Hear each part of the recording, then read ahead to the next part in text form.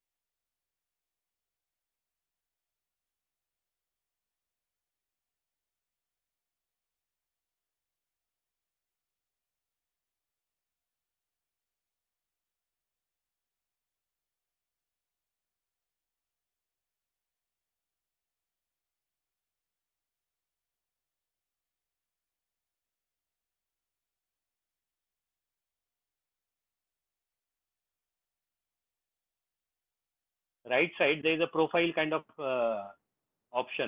Shabbir, if you are aware, maybe you can guide us. Floating panel view, I've got grid view. কি শাবির আপনি করতে পারবেন নাকি? না আমি করতে পারবো না, এটা হোস্ট করলে করতে পারে, যিনি হোস্ট করছেন মিস্টার সানি। সানি করতে পারবে? Sunny, is Sunny there? Okay, I will get it done, sir. You please continue with your conversation. We are talking in a code language nobody else can understand. So, sir, it is not possible now. Let it be, because you have joined on the same code, sir. Yeah.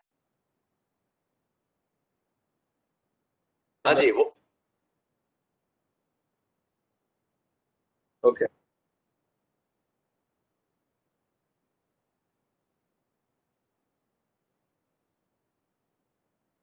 all right, Yogesh has requested, so I said okay.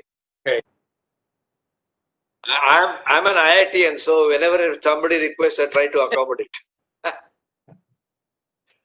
No, sorry to interrupt. You may continue the in code language. Yeah. Yeah, sure. Sure, I mean, we'll do that. Yeah. But Dr. Yunus and I will keep, and Mr. Gadkari will keep our video and all on.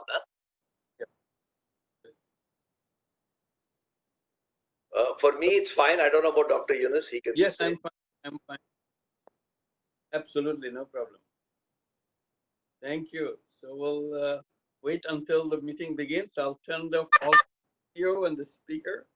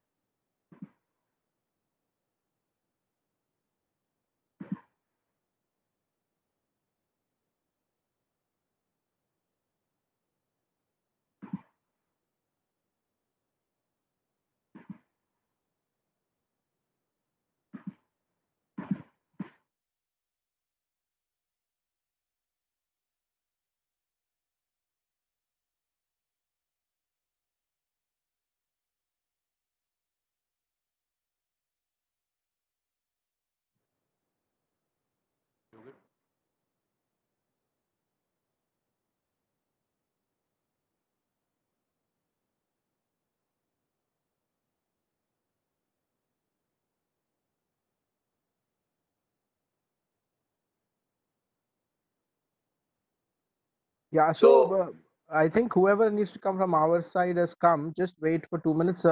But ours is not a audience format. It's only the two guests with Mr. Gopalakrishnan, so Professor Yunus and Gadkari ji and Gopal. Nobody else needs to be seen. Yeah. Please lock it. About in 3 minutes, you lock it.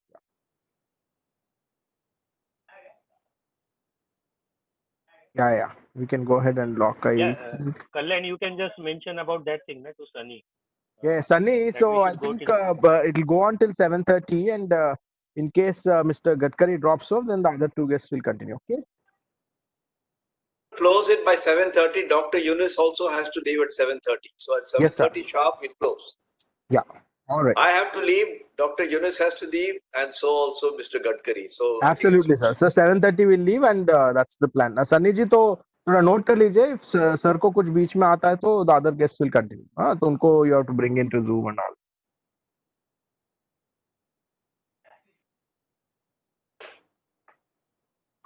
Sequence वगैरह minister जी को बता दिया ना आपने गडकरी जी को. 10 minutes Yes, में sir. The introductory sequence is करूंगा. already 20 set. Minute doctor Yunus बोलेंगे. 20 मिनट मिस्टर गडकरी जी बोलेंगे. Okay. And Gopal sir, there are no audience questions, so you only can kind of because anyway the time is short, so you can kind of जो engage. Question आया एक दो के समय अगर हो तो हम कर लेंगे. नहीं है तो छोड़ Yeah. देंगे. सबको तो निकलना है 7:30 को, है ना.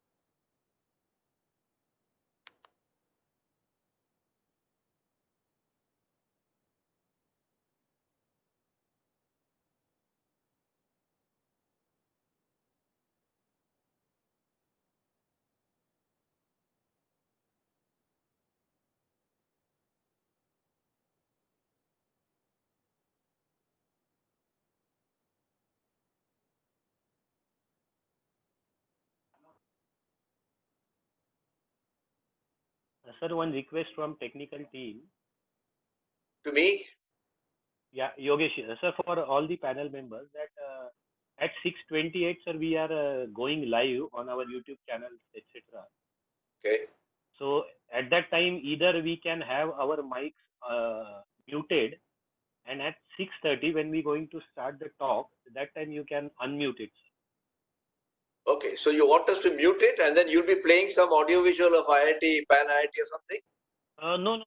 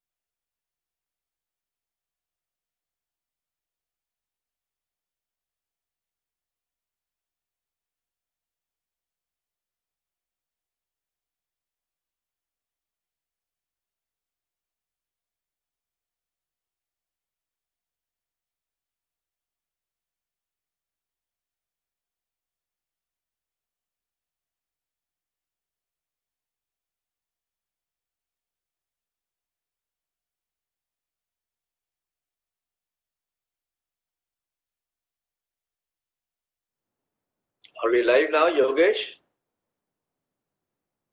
Please. We can start. Namaskar, kasa ka hai? Maje? Well, good evening. We are starting our program of Samaj, Sarkar and Bazaar. And on behalf of PanIIT and myself as a former IIT student, I add my own welcome to all the participants in this webinar. It promises to be very interesting. I understand we have participants from both India and abroad. And we have two stellar participants today, Professor Yunus from Dhaka and Gadkari ji, our Mantri for MSME and Highways and Roads, who's also joined us. Today's subject is on Samaj, Sarkar and Bazaar, and it's about revitalizing MSMEs and the Indian economy. And Dr. Yunus undoubtedly represents Samaj. His credentials to do so are extremely outstanding. His groundbreaking work in Grameen Bank and his new books, one of which I have certainly read, Creating a World Without Poverty, is a true visionary in this field of. Gadkari ji is a politician of very, very long standing and extremely distinguished. As a union minister, he clearly represents the Sarkar dimension of the discussion. And he is a minister for, by the way, some people have asked, what is MSME?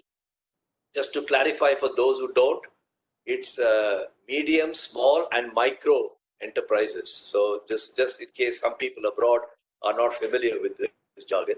And Gadkari ji is handling this with great distinction, which all of us read about every morning in the newspaper.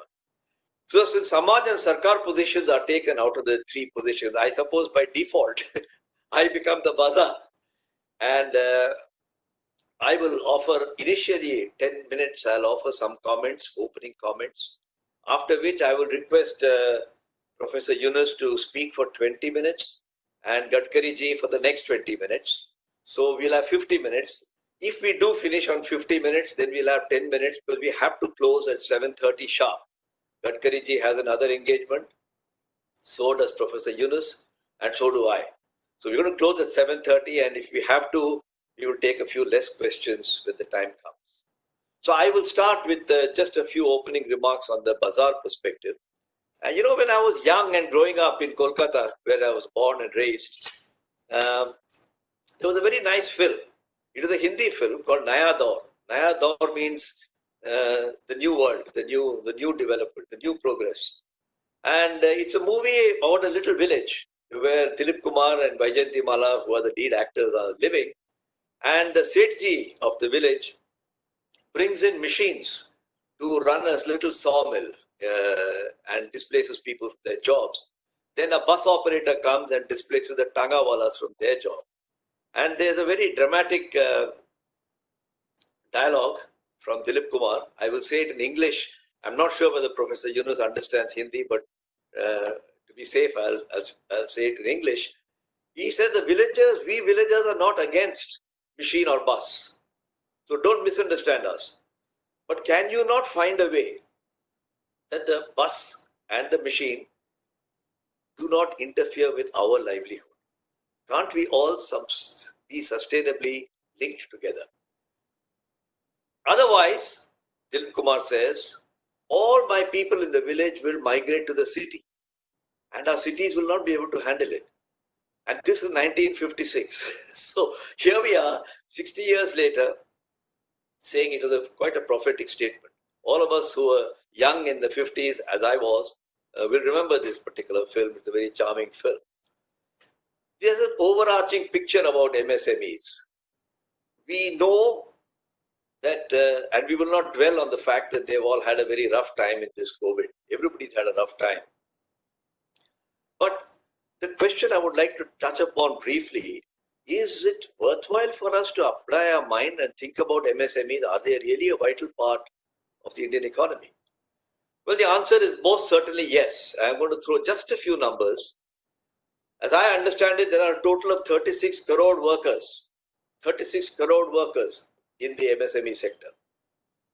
25 crores are in farming MSMEs, and another 11 crores are in services and industry and so on and so forth. So it's a very large number. Of the total working population in this country, it is almost 65%. And the fact of the matter is, we have a very large number of laws which are accumulated over the years. We have 69,000 laws. It has been computed in a report recently, of which 9,000 result in a criminal prosecution. So there are a huge number of compliances. Obviously, all of them don't apply to everybody, but it's a big web in which people are there. And in this atmosphere, it's very difficult to let the entrepreneurial spirit come alive. I'm just setting this backdrop. We are not going to be able to solve that problem here. But we are already an economy where we've got a very large number of micro entrepreneurs. The problem is that they are not sustainable and they get destabilized very, very quickly. We've got 6.3 crore enterprises, according to the data given out by the Employment Bureau and so on. But of these, only 19,000 have a capital of more than 10 crores. And clearly, if you've got a capital of 10 crores in the Indian context, it can't be considered micro enterprise. Micro enterprise are people who employ maybe 3, 5, 10 people, less than 10 for sure. So Gandhiji had made the point long ago about Sarvodaya. And after Gandhiji, Deen Dayal Upadhyay ji had also introduced the concept of Antyodaya. Now, we all know what Sarvodaya means, progress for all. Our present Prime Minister also says Sabka Vikas. But Antyodaya was very interesting. It was to the last person people must rise. And I know that Mr. Gadkari will confirm that the BJP has adopted Antyodaya as part of its agenda, and there have been many discussions with the chief ministers of the states on this subject. Now, in my view, coming from the bazaar perspective, I think India needs some very refreshing and bold actions. Now, it's very easy for me to say this from the bazaar, but we will listen to Dr. Yunus and Mr. Gadkari about their experiences and their thoughts. If you want to really release the inherent entrepreneurial spirit that I think Indians have, what in economic language they say, release the animal spirit. And I once read a Cantonese slogan when I was traveling, and it said, Thong Long Huan Niao. Since none of us understands what that means, it says, open the cage and let the birds fly.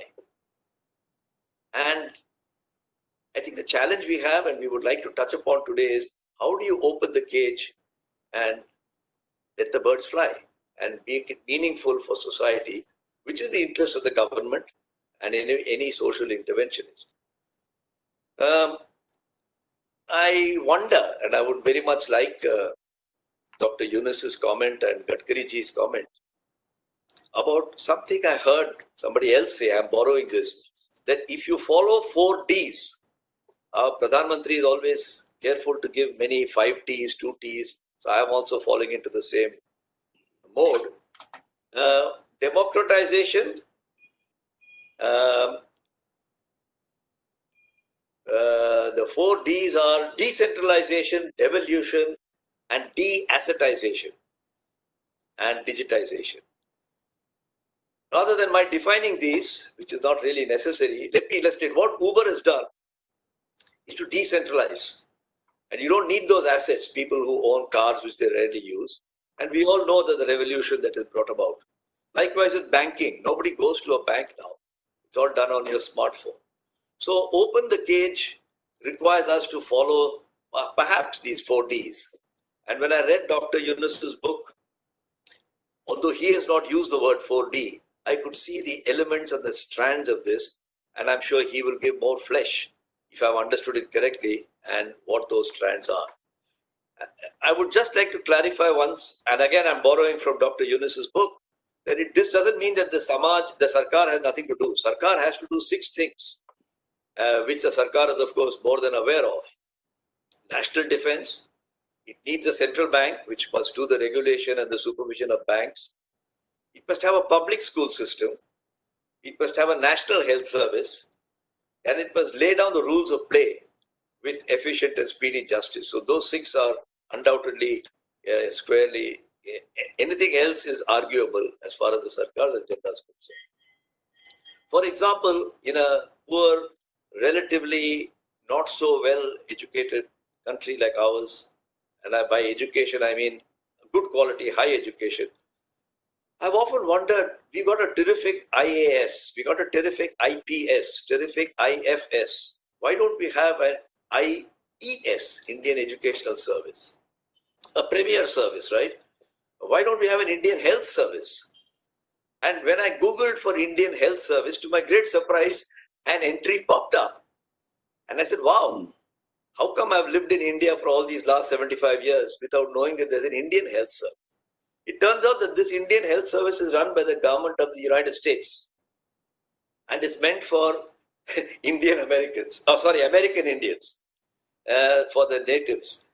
And I said, well, it's time that Indians have an Indian Health Service. So if we have a top-class Indian Educational Service, top-class Indian Health Service, then many other things that no doubt Dr. Yunus will talk about and Mr. Gadkari will talk about can happen. So I'm very positive about the future. I would now like to request Professor Yunus to make his comments, and we will spend 20 minutes. I know that's very inadequate to listen to you, but we would like to spend 20 minutes listening to you, Dr. Yunus. Over to you. Thank you, Sir Gopalakrishnan. And thank you, Honorable Minister Gadkari. It's a great privilege to share my thoughts with you, and because you are running the ministry, you are in charge of the ministry, which concerns me the most, because that's where microcredit and everything comes in there, and micro enterprise and all the things, other small and medium enterprises that you look after. I got involved with it not from enterprise direction. I came into the whole idea through loan sharks, because I saw the loan sharking in the village next to the university where I was teaching. And it's extremely, extremely cruel kind of thing that existed right there. People, poor people, they are not very rich people, maybe few, slightly better off than others, exploiting the people in the village by lending little money, as small as 20 rupee, 30 rupee, 100 rupee, this very small, to a little bit higher than that, and grab everything they got. And this is an excuse. Lending was just an excuse to get you to grab everything that the other person has. And it's pathetic the way it's kind of revealed every day that is happening in the village.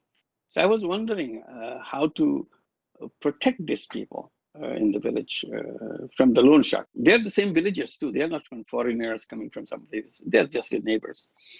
But how to protect these people who need some money because of the survival, because of the livelihood they have to continue. They need the raw material, they need something.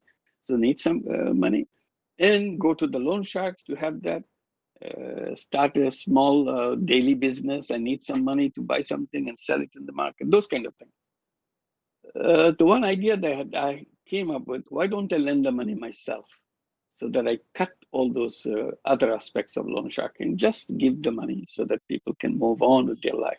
And that was the beginning, some 42 years back.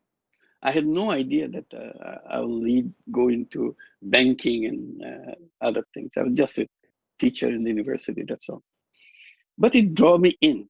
And ultimately, I created a bank, a small bank for the village called Grameen Bank. It's a village bank. So I had no idea that it will become a nationwide bank. The reason everybody needed it, that's the whole thing. And I focused not only on the poorest people, I focused also the poorest women.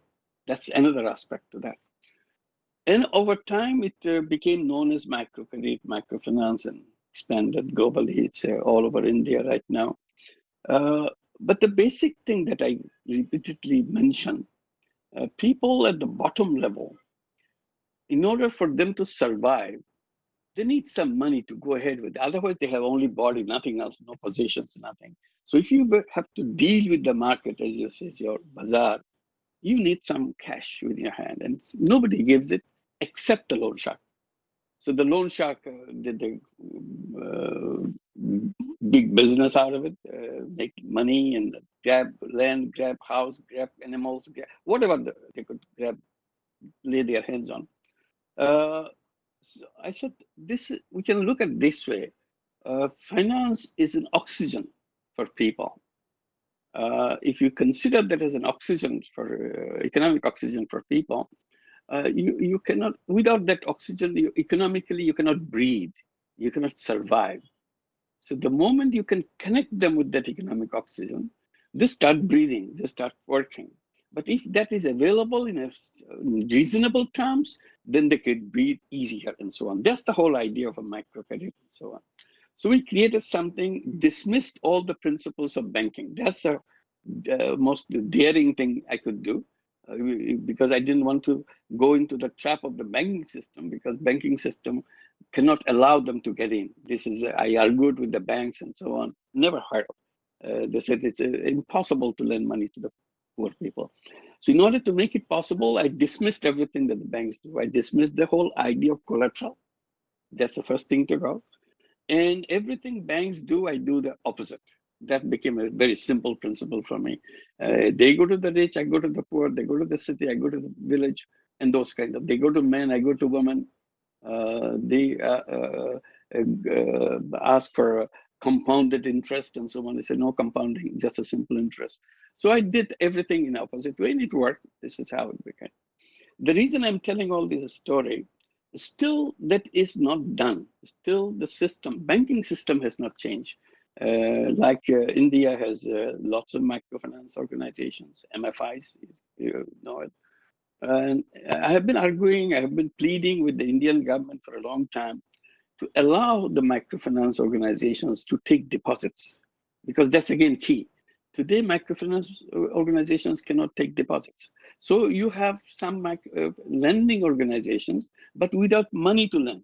So they have to go to bank again. Again, you get captured by the bank. I said, why do you do that? Why don't you just release them, free them from the banks so that they can take deposits and lend money, give them some limited banking license. Finally, after many years, this small finance banking license has been issued for a dozen of them, but it's still hundreds of them left there. So this is a one-legged institution which cannot stand properly. So they are dependent on the banking system and so on. Why don't they create an alternative banking for the microfinance people? So I relate myself only to the people who are micro-entrepreneurs, not the other middle and small. And then the moment you go to the small and medium, we go into the conventional entrepreneur, etc., etc. Immediately we come back with all the laws and regulations of that. But the micro cannot deal with those kind of facilities.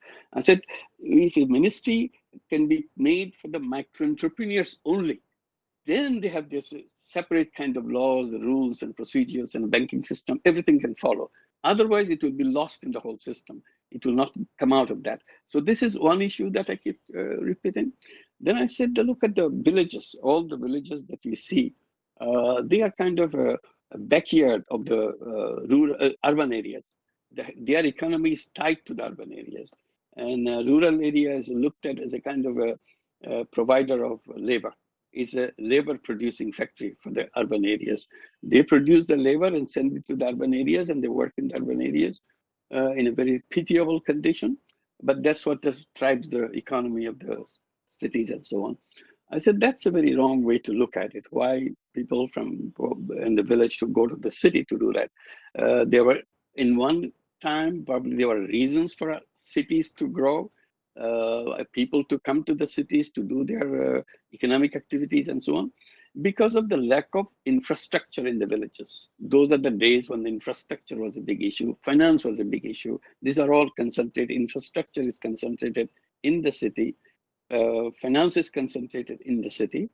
So everybody has to come to the city to go and get ahead with their business and so on. Today, that doesn't work at all because infrastructure is everywhere. You know, the road, beautiful roads everywhere now. You need communication Everybody is on the phone, everybody is on the internet. So those ideas of infrastructure doesn't hold good for the city. You can have your processing industry, your industry, whatever, anywhere you want, so practically. But out of habit, because you have everything concentrated there, and all the institutions are built on the urban ideas. So institutions, you try to bring it to the rural areas, they cannot feel comfortable. So they don't want to. You have to push the banks to go to the village. Governments after governments push the bank to go to the village. They cannot, because they are not built for that purpose. I said, why don't we create institutions dedicated exclusively for the rural areas, so that their question of pushing doesn't arise. India, country like India is a huge area. It's not a tiny area. So you can create financial institutions and other institutions just dedicated to rural areas and dedicated to the bottom people. And these bottom people are described in economic theory as informal sector. And I have been arguing against this. Why do you call it informal sector? It looks like you don't like them, so you want to keep them aside. You are busy with the formal sector. Formal sector is your it's something that you can play with, but the informal sector, you don't feel comfortable with it. So you label it as informal sector.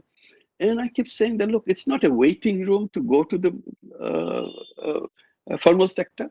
The way you said, you have to have a job, then you're in a formal sector. Formal job for the formal sector, informal job in the informal sector. So informal sector, to me, is the most exciting sector of the economy like Bangladesh, India, and other subcontinent, because that's where the people struggle to make a living, bring their creative power. They're not bothering the government. They're not bothering anybody. Nobody gets it, except the loan sharks. That's where loan sharks make all their business and so on. If we want to create an informal sector as a micro-entrepreneur sector, then suddenly everything changes. Because that micro-entrepreneur sector is what you call informal sector. Remove that word informal sector, call it micro-entrepreneur sector. Suddenly you see this is the base of the entire entrepreneurial pyramid of the country. At the top, you have the billionaires, businesses, and so on, middle, millions, and 100,000s. And then come this 1,000, 2,000, 5,000, 10,000, 50,000. That's the micro-entrepreneurs. That's where the real entrepreneurship is all about, but totally unserved. If you look at the loan sharking business, this is where their meat is. They make money out of this. The test of the financing is for the micro entrepreneurs is if you can remove, if you can through the market mechanism that you are representing today as a bazaar, if through the market mechanism we can make loan sharking extinct. Because banking came with the technology, with the ideas, with the new methodologies of serving the poor people in a business way, in a sustainable way, the way Grameen Bank and all the microcredit organizations in India and other countries have been doing. We don't need loan sharks. So how to make that happen? So we need a very focused area to that. The success of a policy, of a government policy would be how many loan sharks now removed. It's not about how many microcredit you are giving. The success is the loan sharks are no longer needed because the microfinance sector is strong enough, is visible enough, is accessible enough to take care of all those people who belong to that. So this is the very crux of the economy, if we can. And then what we did is the women.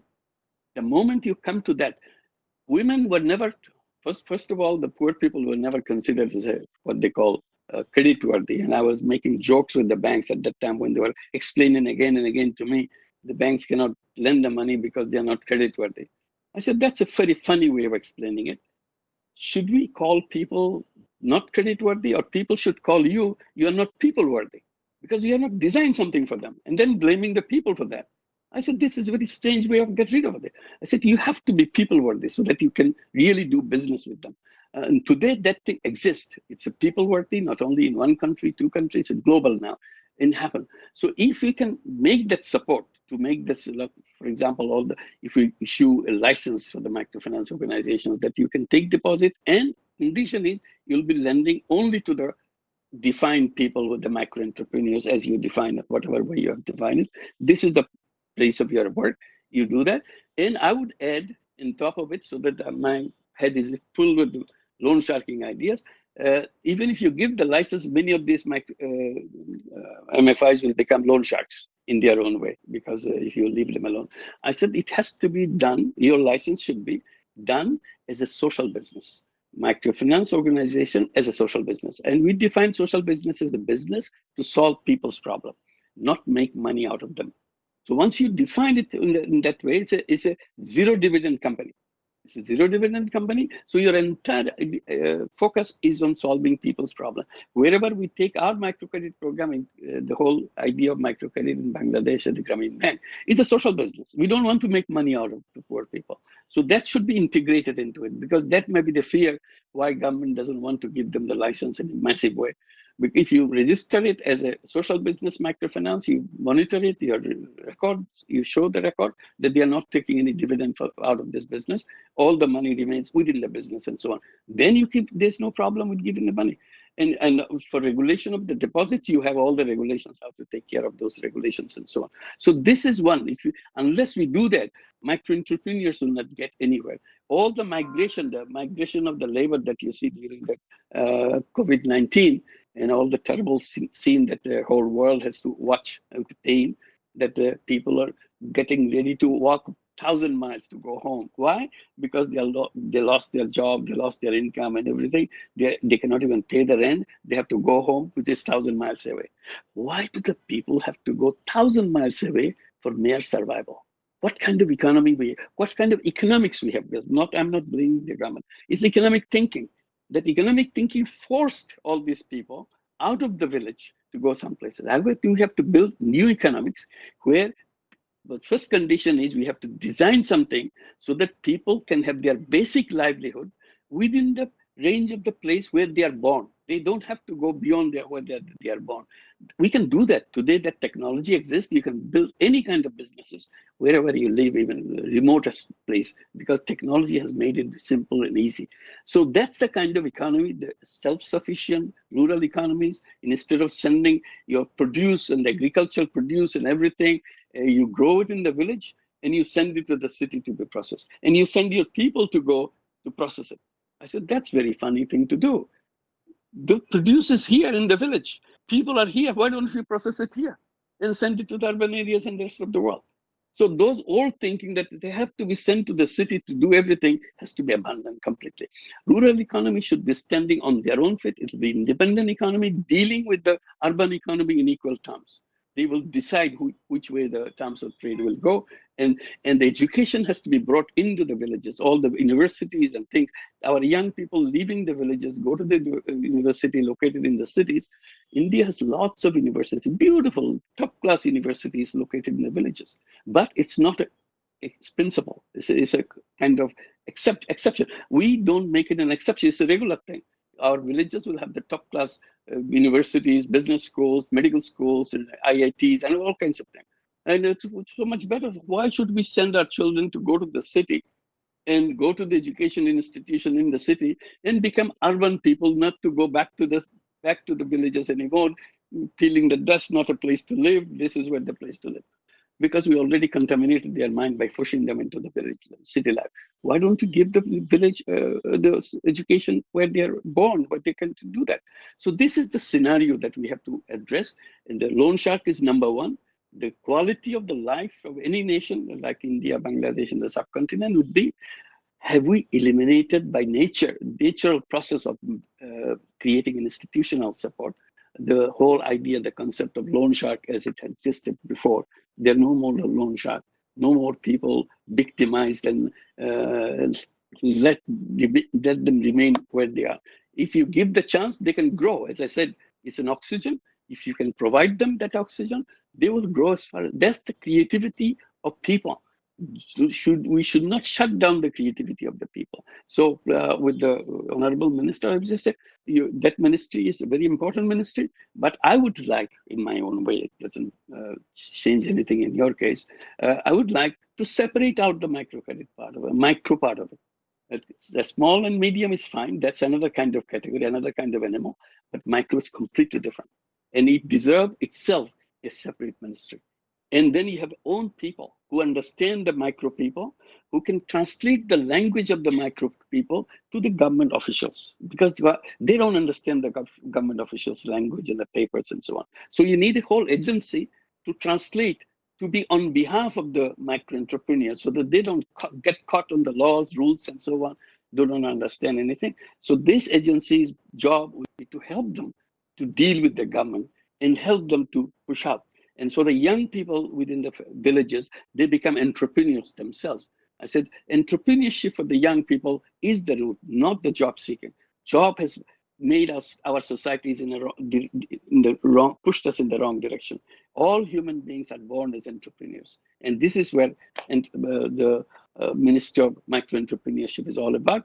It helps all the unemployed, quote unquote unemployed people turn into entrepreneurs. It should not be a headache for the country. It shouldn't be a burden on the society, burden on the government. It should be the pride of the nation. They are building themselves as entrepreneurs, moving from the bottom, micro entrepreneurs, go up the top. So this is my pleading on this issue. Thank you very much. Thank you, Professor Yunus. That's absolutely stunning. Gadkari ji, ये इन्होंने बहुत अनोखा कल्पनात्मक एक पेश किया है. अब मैं चाहता हूं कि समय बर्बाद ना करो, आपको आपके शब्द बोलने के मौका दो. Respectable Yunus ji. Thank you. Respectable Gopalakrishnan ji and dear friends. First of all, the people, those who are socially, economically, educationally backward, and those who don't have roti, kapda and makan, we need to concentrate our all efforts for how we can give them a sustainable life. That is exactly the crunch of our economy. The Gandhiji's philosophy was we need maximum production with the involvement of maximum number of persons. But in our whole system, our total economic system, banking system is dominated by urban-centric methodology, systems and atmosphere. Now exactly what Mr. Yunus ji is telling it is absolutely correct. In my own life, before 12 years, I used the word social entrepreneur. And actually I am known for construction of bridges, road and highways. But in my area, I am from Nagpur, which is in Vidarbha area of Maharashtra, where we have more than 10,000 more farmer suicides. So I decided to work with the farmers, and today we have taken a lot of initiative in the rural agriculture area, and up till now we have created jobs for 15,000 people and turnover of 1200 to 1300 crore by all the efforts of all the people. You are absolutely correct, because in Indian, because I don't know the economy of Bangladesh, but the India's most important requirement is, it is the need of the hour is to finance the poor people not more than 10 lakhs. Now for example, as a transport minister, I launched this mechanized driven e-rickshaw in the country. Before that, cycle rickshaw was there, and total number of the people who are running e-rickshaw, cycle rickshaw is 1 crore. So now in the small area, the small credit cooperative society or bank, they are not very much interested, because the cost of this rickshaw, mechanized driven e-rickshaw, is less than 1 lakh rupees, 1,10,000, maximum 1,25,000. So people are very honest. Every day they can deposit 200 to 300 rupees per day, and their income is at least 600 to 800 rupees per day. So by which they can get employment, they can survive, and they can get their roti, kapda and makan. Somewhere this type of small people, now one of the idea, actually because of state and central government, the subject is in concurrent list as far as our constitution is concerned. My idea was electric bike or biofuel bike, we can give permission for two-wheeler taxi. The price of the bike is less than 3 lakhs rupees. So for one person, there will be a meter, helmet and everything will be there, and one person taking from house to station, just like Ola and Uber, we can launch the system. At least is create jobs for at least 50 to 60 lakhs people in the country.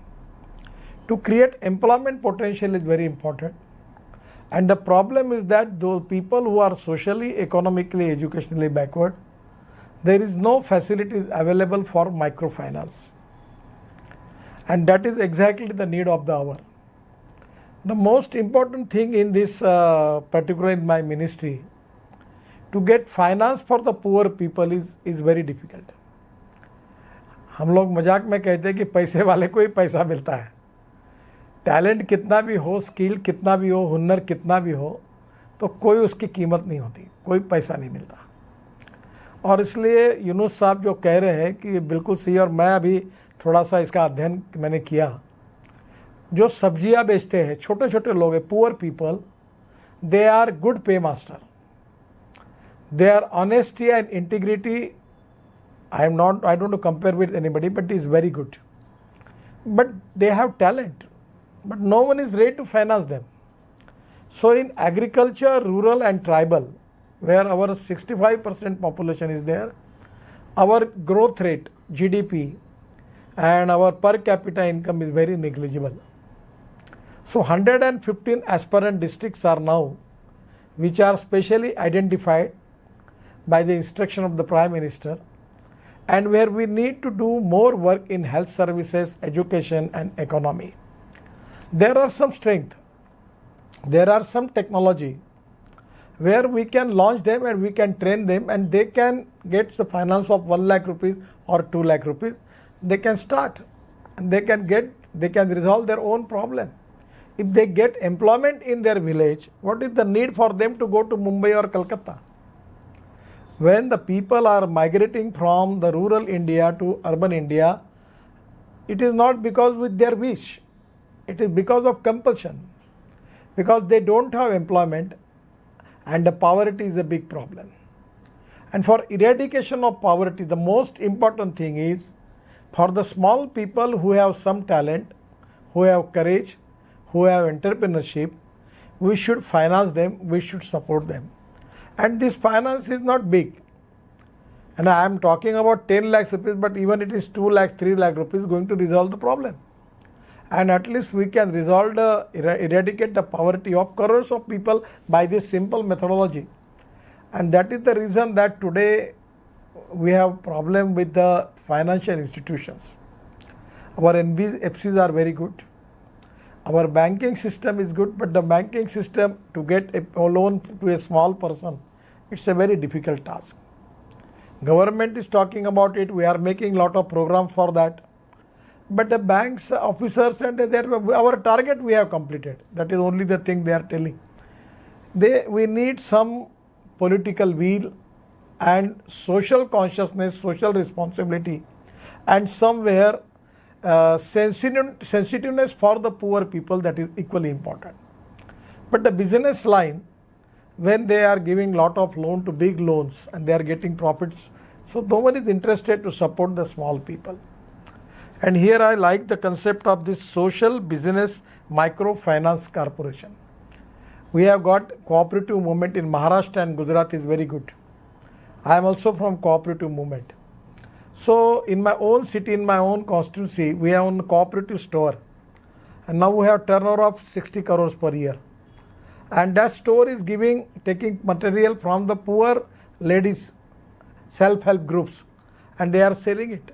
They are getting jobs. So these people are talented. They have got skill. We need to support them for development of their skill also. Then the market, they can find out, but we can support them for that. And for a small finance of 1 lakh, 2 lakh rupees can give them a new vision, and they can survive and they can resolve their own problem. Now we are already making some schemes for supporting ferry wala, pani puri wala, the small people. And exactly our agriculture, rural, tribal, particularly the forest area and 115 district, where a lot of raw materials are available. I am giving an example. because in Bangladesh also the same problem is there. Particularly the turnover of our fishing is 1 lakh crore, fishing industry.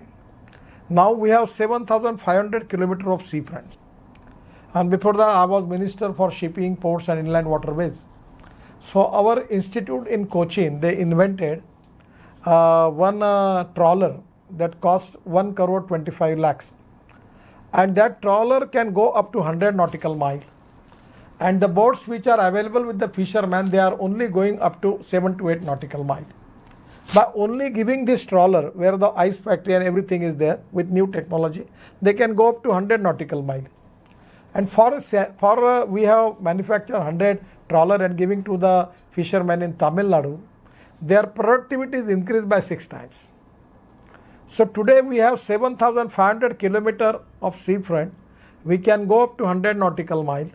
And by giving trawler, we give the idea to our ministry, our fishing ministry and agriculture ministry. And I will support them. So I say, MSME, I will also support you. The 5 fishermen will come together with 5 lakhs rupees. They have equity of 25 lakhs and we will finance them 1 crore. And that will increase their productivity by 6 times. So again there will be processing, packaging and export will be there. So we can easily make this fishing economy from 1 lakh crore to 6 lakh crores. Then honey. We are now increase our budget 10 times more on honey. The high altitude honey, particularly in Uttarakhand, Himachal and Kashmir, that honey is available with a cost of 6,000 rupees per kg on Amazon site. So bamboo, you know the thing that we can make lot of things from bamboo. So particular rural, tribal and agriculture, food processing industry, now I request you, and it is to be like I will request our Honorable Gopalakrishnan ji, that this is the time that we need to find out the appropriate technology for agriculture, rural and tribal India. We can convert biomass into bio-CNG that can be import substitute, cost effective, pollution free. We can make marine fuel, we can make aviation fuel now in agriculture and rural area. We have successfully done all these experiments. There is import substitute, cost effective, pollution free, by which we can create employment potential. So somewhere I feel that this is the time for the country that we need to think in 2 directions. One is urban and one is rural, agriculture and tribal. We need to make 2 types of policies. And what exactly Mr. Yunus ji is recognized and respect for his great contribution, that giving loan, giving availability of capital to the small people who are socially, economically backward. Actually our socio-economic thinking of Antyodaya and Gandhiji's thinking of Sarvodaya is one and the same thing. The people who are socially, economically, educationally backward, they don't have any capacity. If only we can give them 1 lakh rupees, they can survive, their family can survive, and they can also, the process of development will accelerate. At 100% I am confident they are very honest, their integrity is undoubtful. So somewhere it is really a good thing, and I was from last many days I was thinking that how we can support the small people, the poor people, social, economically, educationally backward people, those who have skill, those who have talent, but they don't have capital. How can we can support them? I like this social business microfinance corporation idea. Adharaniya Yunus ji, we have a problem with our administrative system. If we register it in a government way, then there is an inspection and audit and everything, it is create a problem. So we need to make a model where 10 people comes together and they will contribute 1 crore rupees or 2 crore rupees, and that will be treated as there will be a sign or there will be agreement that either they will get the money back or not. There will be no financial vested interest, just give it as a donation. They will form a social business microfinance organization supporting for e-rickshaw, mechanized driven e-rickshaw, for fruits and vegetable vendor, for pani puri vendor, for small people if they can get, and we can make the law that they can take interest up to the bank interest. People are ready, they are paying. Our credit cooperative societies are doing excellent jobs. In Kolhapur district in Maharashtra, they have a deposit more than 80,000 crore credit cooperative societies. So this is already a success story. But this is the time for the country like Bangladesh, India. We are in a process of development. If we need to increase the per capita income, GDP, and the growth, agriculture growth, rural growth, it is the time that we need to have a facility which can support capital wise to the small people. That is very important. That is the heart of the subject. I was constantly thinking on that line that how it can be possible. But you are absolutely correct, and I am of the same opinion what you are telling to me. I will try my level best to implement this thing. And actually there are a lot of new ideas, new innovations, new successful technology. There are people, even a Silai machine, if you can give to one ladies group, they can train and they can do lot of things. Now they are making masks, they are making this, now the plastic is banned, they are making thailis. Thousands of ladies are doing it. The self-help group are doing excellent thing in India also. It is a good example also in Bangladesh with your initiative. So exactly we need to frame an independent policy, because when there is a mixing, I am doubtful, then it is very difficult to implement. Separate policy for the small, poor people, socially, economically, educationally backward, those who have skilled, talented people, but they don't have capital. With small capital, they can start and survive, by which we need to make some schemes. I am really thankful for you. I am working on that line, and I am confident that this is going to solve the problem of economic inequality. This is going to create more purchasing power to the country for accelerate the economy. Because when anything going to these poor people, if the purchasing power is increased, it is going to accelerate the economy. So exactly on that line, we can think of different ideas, different innovation. The two things are very important: the innovation, entrepreneurship, science, technology, research, skilled and successful practices. We name it as a knowledge and conversion of knowledge into wealth and conversion of waste into wealth. These are very two subjects we are touching to my heart. In my own city, we are selling toilet water in municipal corporation, and we are getting 325 crore from government of Maharashtra as a royalty. So no one is waste. It is depending upon the technology, innovation, vision and research of entrepreneur that even we can convert waste into wealth. So the talent is available, the skill is available, but financial support is equally important. Even I am confident that they can find out the solution for their markets. So this is the time, if you can have such a organization which have social consciousness, social responsibility, social awareness and social commitment for the poor, if the people, those who are ready to work for that, on the basis of that, and some economic model we need, which can be controlled by the people, those who are doing it, and there will be no interference, very, very less interference from the administration. Otherwise, the system will create a lot of complication for them. Sir, exactly that is the model how we can make it, where we need your advice. I am 100% of the opinion what you are telling to me. These are people are very honest, their integrity is good, and we need to support them. But how to develop this model? Your experience is very good. You are well recognized and respect for that. And I personally feel that this model should not have any control from government side. We should make in a way by which the people who are the trustees of the society, who have social commitment, they can come and they can do it. This will resolve the problem for crores of people. This will make the dream of all the people where we want to eradicate the poverty. This is going to create employment potential in the country. This is going to create purchasing power. Is going to increase by these small people. 100% is going to helpful for the economy. I am with the same thing. We are doing lot of things.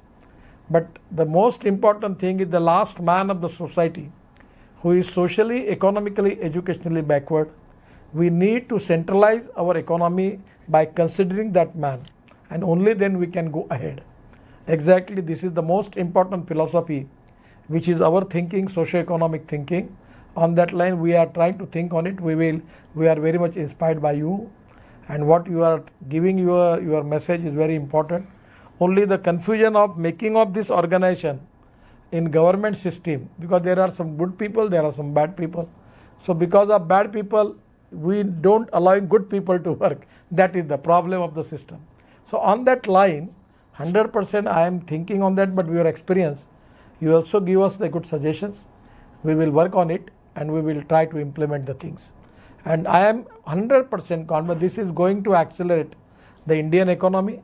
We need to think of rural India, agriculture, tribal, and particularly socially, economically, educationally backward people, 115 aspirant districts.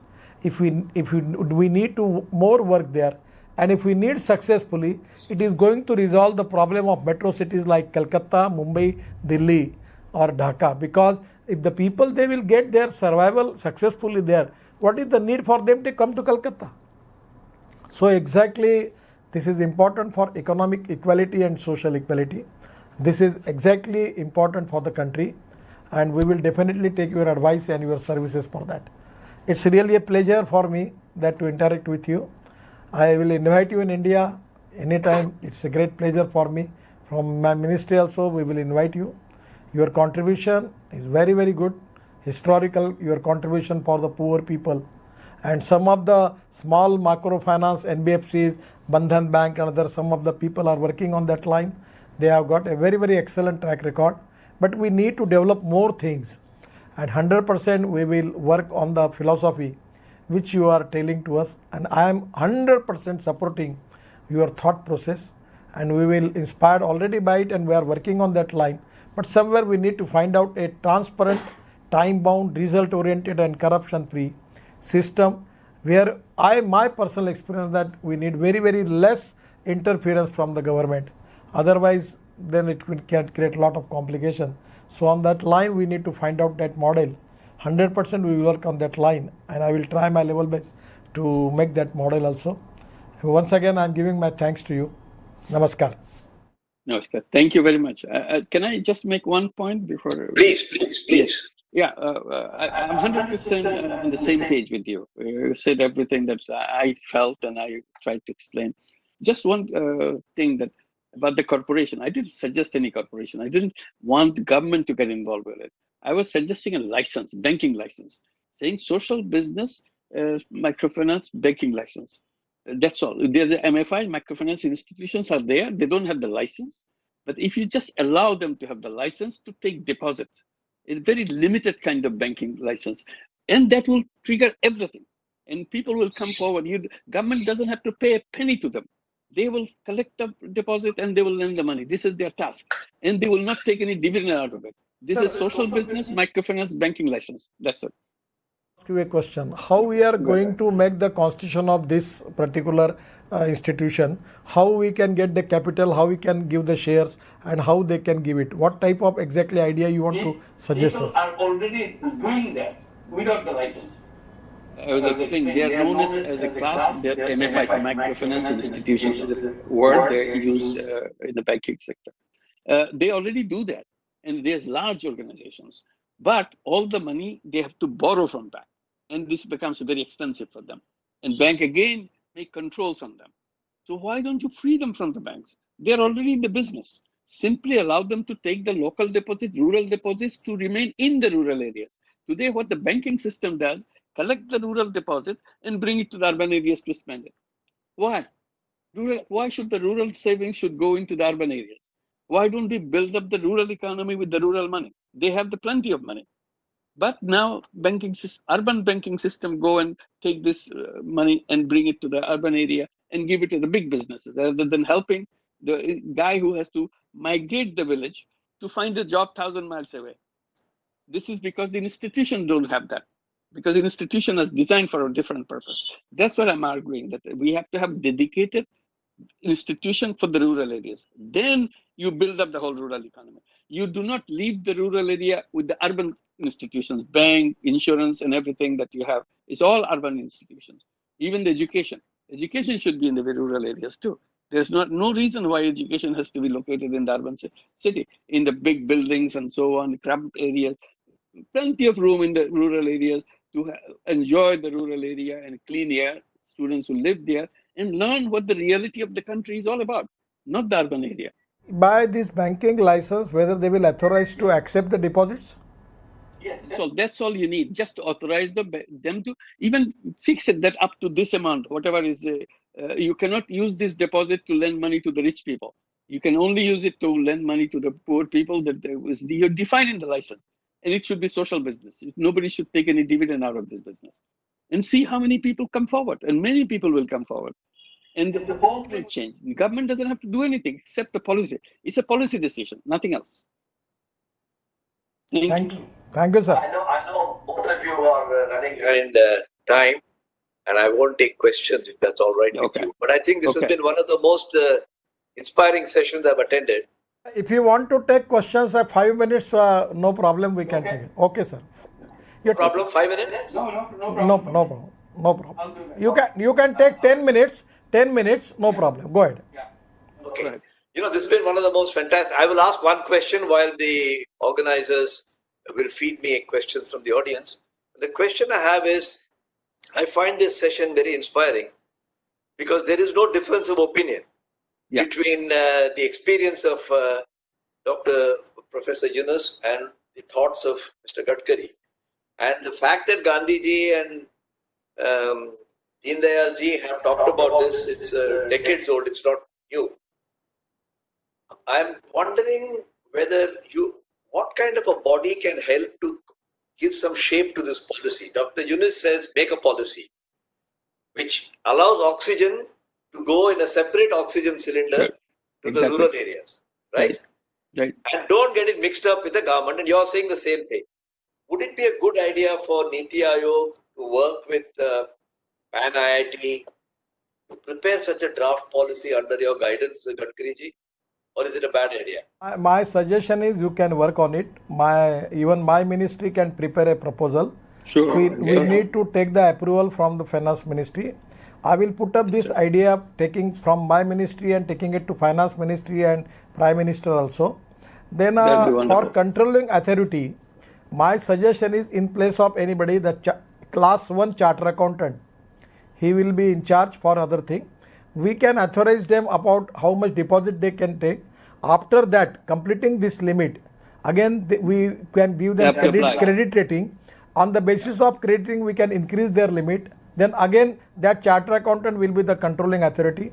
And final authority for a small thing, on computerized basis, there will be a software we will develop on the basis that everything will be controlled. On that line, my suggestion, this is my suggestion. I don't advise you that accept my all suggestions, but you start brainstorm discussion on this subject with Niti Aayog and you prepare the proposal and give it to me.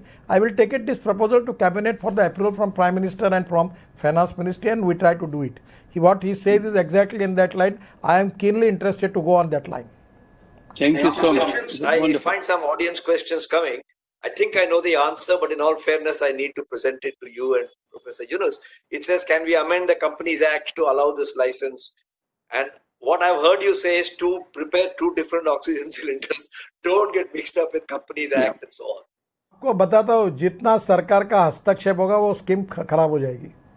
हम एक ऐसा system तैयार करो कि हम एक website पर reserve bank में 5 सर्टिफिकेट लेकर एक बैंक में डिपॉजिट करके सीए का एक सर्टिफिकेट आपका क्लास 1 जो होगा उसको हमारा ऑडिटर या कुछ मानेंगे, वो हमारे को कंट्रोल करेगा, उसके अप्रूवल और रिजर्व बैंक को भेजे, वो हमको 10 दिन में एक परमिशन दे दे. हमारा कंप्यूटर वाइज रिकॉर्ड उनको जाता रहेगा और ये चार्टर अकाउंट जो है प्राइवेट ये देखता रहेगा. बाकी कोई गवर्नमेंट अधिकारी आए नहीं, कोई तपासनी नहीं, कुछ नहीं. फिर उनका 1 साल के रिकॉर्ड में जब वो अच्छा करेंगे तो उनका रेटिंग वो सीए देगा. जिनका रेटिंग अच्छा होगा उनको और कैपिटल खड़ा करने की मदद मिलेगी और इस प्रकार से जो अच्छा काम करेंगे वो बढ़ते जाएंगे, जो नहीं करेंगे वो ख़त्म होगा या वही रहेंगे. इस टाइप का वैल्यूएशन यानी परफॉर्मेंस ऑडिट बेस्ड सिस्टम को बनाओ. ये ज़्यादा ऑफिसर, ज़्यादा साहब, इसकी परमिशन, उसकी इसी में आदमी थक जाता है. ये रेड टैपिज्म में उसको नहीं फंसाना चाहिए. नहीं कोई एक्ट सुधारना ना कुछ नहीं करना. और एक सवाल आ रहा है गडकरी जी कि ये क्या मुमकिन है कि एक ministry of rural prosperity, for lack of a better word, which can combine all these things so that there's some nodal point. Can it be a part of your department? Can it be away from all the bureaucracy? थोड़ा आप नाराज मत होइए, मैं साफ बोलता हूँ. आप फल खाने की बात रखो, आप गुठली गिनने का काम मत करो. ये सिस्टम में मत घुसो.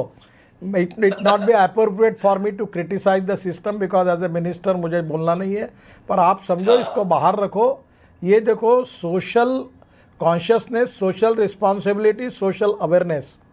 एक आदमी है वो खुद अपने इससे तैयार है करने के लिए, वो 10 लोगों से पैसा लाएगा और ये करेगा. सो एक जैसे चैरिटेबल ट्रस्ट काम करते अच्छा करते जाएंगे तो बाहर से डिपॉजिट मिलेगा, वो उनका पैसा वापस करते जाएंगे, और जो जो ना अच्छा नहीं करेंगे तो वो सिस्टम से वापस चले जाएंगे। पहले हम उनको 1 करोड़ का ही बिजनेस करने की अनुमति देंगे, वो अगर ठीक होगा तो फिर 2 करोड़ की देंगे, जो सिस्टम बनाएंगे। तो आप ये कंपनी एक्ट और ये डिपार्टमेंट और वो डिपार्टमेंट चलती नहीं सर गाड़ी। जितने लोगों को आप बीच में डालोगे फिर आगे नहीं जा पाओगे, 2 साल पॉलिसी नहीं बनेगी। मेरे को पता है वो, I know it because I am cabinet minister. मुझे पता है किसका अप्रूवल लेना। एक छोटा प्रपोजल मुझे बना दो, मैं नीति आयोग और आप मिलकर मैं उसको लेकर फाइनेंस मिनिस्ट्री और पीएमओ का क्लियरेंस कर दूंगा, और एक दिन डिक्लेयर कर दूंगा मेरे वेबसाइट पर, एक पोर्टल पर, कि ये स्कीमें अप्लाई करो, ये दे दो, आपका रजिस्ट्रेशन हो गया, काम शुरू कर दो। आपका सीए ये रहेगा, उसका नाम भेज दो, वो सीए बराबर क्या क्या करना उसका ड्यूटीज हमने कर देंगे, वही उनको कंट्रोल करेगा, वो कोई सरकारी नौकर नहीं होगा। और इसमें पूरा उसका रिकॉर्ड जो आएगा वो हमारे यहाँ चेक होते जाएगा, हर महीने में वो अपना रिपोर्ट भेजेगा। तो ऐसा कोई सिस्टम बनाओगे जिसमें गवर्नमेंट का मिनिमम इंटरफियरेंस होगा। अदरवाइज ज़्यादा करोगे तो ये डिपार्टमेंट वो डिपार्टमेंट सब मुश्किल होगा, ये हो नहीं पाएगा। मेक इट शॉर्ट, ट्रांसपेरेंट, हाँ transparent, time bound, result oriented, corruption free, और बिल्कुल परफॉर्मेंस ऑडिट जिसमें हो। देखो financial audit is important, but at the same time my feeling is performance audit is more important than financial audit. So the invest में आप अच्छी scheme बनाओ और उसको टेक्नोलॉजी का उपयोग करो, आईटी बेस करो प्लेटफॉर्म तैयार, ताकि कोई बैंक नहीं, कोई फर्नीचर नहीं, कोई एयर कंडीशन नहीं, सब आईटी बेस का सिस्टम तैयार करके कैसा कर सकते। आप नीति आयोग के साथ करो, मैं आपको अलाउ करूंगा, I am ready to support you. That's fantastic. You know, many of these seminars end up with no particular action, but I have now confirmation from the PanIIT office that they are prepared to work with anybody, Niti Aayog, but they will anchor it with Mr. Gadkari. Kumar ji, you immediately give him proposal and also write in proposal that already minister has given approval for this. Go ahead. Raju Kumar ji is my good friend, vice president of Niti Aayog. Amitabh Kant is also good friend. They are very capable and good people. They are thinking on the same line where I am thinking. I feel that with your and their combination can give a good result. Give me a proposal. I will immediately take it to Prime Minister and Finance Minister. We will get it clear, and one platform we can launch, and we will start the things. Very good. This is like Gandhiji's Dandi March. Pehle 2 kadam uthao, fir aage kadam aayenge. Well, thank you very much. Thank you. Gadkari ji and Yunus ji. Thank you. Thank you. খুব ভালো হলো, আপনি অনেকগুলো করেছেন seminar, কিন্তু এখানে কিছু করা উচিত আমাদের। খুবই ভালো লাগলো। Very much. Thank you so much. Thank you.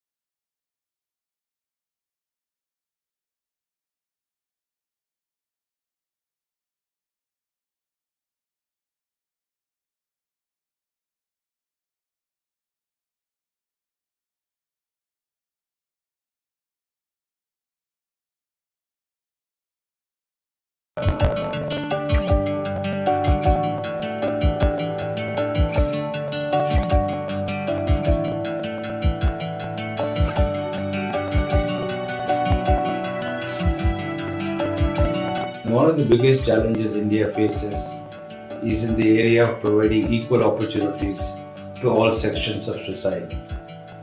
Skill development is one initiative which brings equal opportunities to all.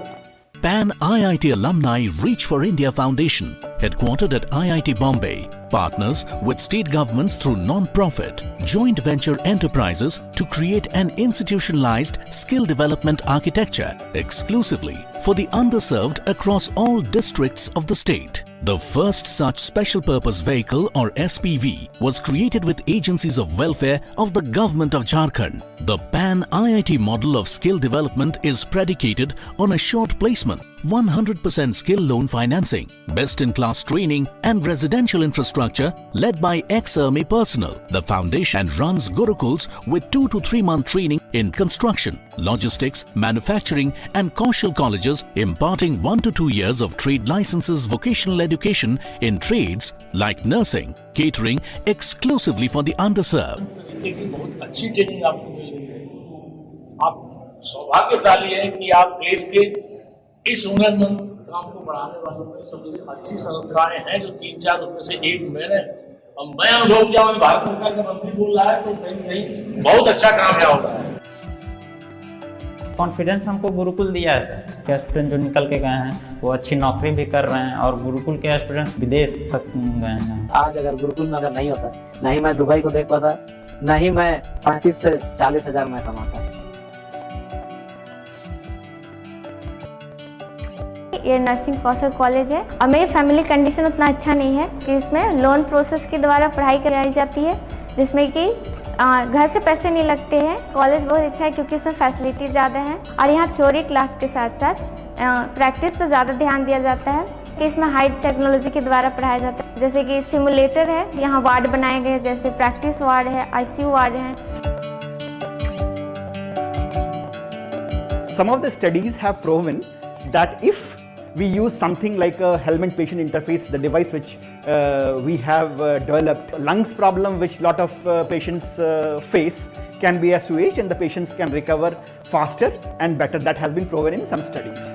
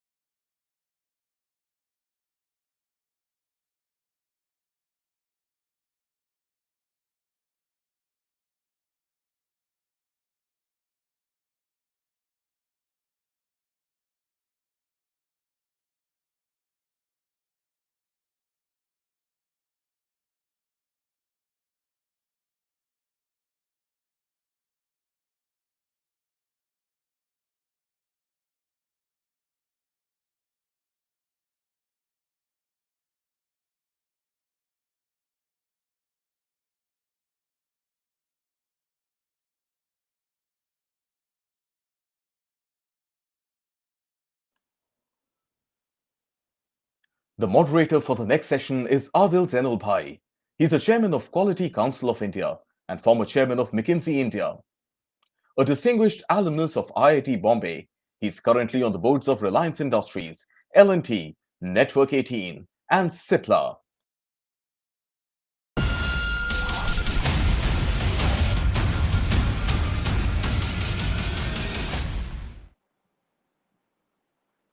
Good evening and welcome. We have two amazing guests over here today that I'm delighted to introduce. I think we'll have a very interesting discussion. One is, of course, needs no introduction, but is Suresh Prabhu. Suresh Prabhu has been in the government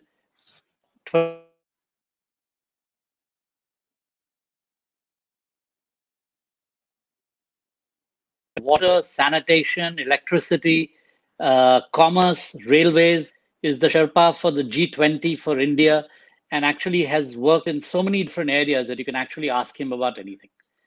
In addition to that, he is a keen financier. He was chairman of Saraswat Bank and is a CPA. So other than engineering, I think he has done everything. And so we are delighted to have him here because he has a great view from the government perspective, as well as from being out of government for a few years and the social perspective. We're also delighted to have Sunil Wadhwani, who is a IIT distinguished alumnus, as all of you know, and has started many tech companies. And I think he told me that he has now invested in 40 startups. So that's wonderful. I hope many of them become extraordinarily successful and make a difference. But I think he was chairman of iGate, is chairman of Mastech, spends his time between the US and India. And the most interesting thing that he's doing today is that he and his brother have started the Wish Foundation in India, which is putting an enormous amount of effort into the field of healthcare and in application of artificial intelligence in social areas, including healthcare. As I understand it, Wish Foundation is running all the Mohalla clinics that were set up in Delhi, and over 600 clinics in India are being run based on their system, their approach, their IT, and they've taken responsibility for it. So Sunil is not just a great tech entrepreneur, but he's also been able to put many of the ideas from his tech entrepreneurship into action and making a difference in India. We have, as I said, we're very pleased to have both of them. I'd like to start out with Suresh Prabhuji because he has to leave in a little time. But one of the very interesting things about Suresh is because he has a wide view of the economy and Samaj and the social area, he has a view of what are the opportunities and what is happening. So whenever you talk to Suresh, Suresh never discusses problems. Suresh always talks about what are the solutions, what are the opportunities, and what are the things that he's seeing. So Sureshji, in this time, when everyone is feels a little downtrodden or is locked into their houses all over the world, and the mood is not so good, what is it that you see that makes you so optimistic and confident? What do you see for companies? What do you see for society in India? And what do you see about the role of India globally, given that you've been you're a Sherpa for the G20, where you look at these things? So a very broad set of questions, but I thought it would be helpful to lay the context and let you get started on any one of those three things, and then we'll explore it further. So thank you very much, Adil. And of course, I'm very honored by the fact that I'm sharing a panel with such two distinguished, great personalities, and those who, of course, they don't owe it only to being an IIT student, but also because of that, they are here and they have done such great thing. So I was saying I couldn't go to IIT, but the great advantage of not going to IIT, because I would never deserve to be there. But at the same time, without being an IIT, if you can become part of PanIIT, at least I can say that I could be with IITians for some time, if not for a long period. So I'm very happy to be here, and thank you very much for inviting me to this very interesting program. Now, coming to this very interesting question that you asked me, in life you must accept first thing, there is a certain thing which are reality.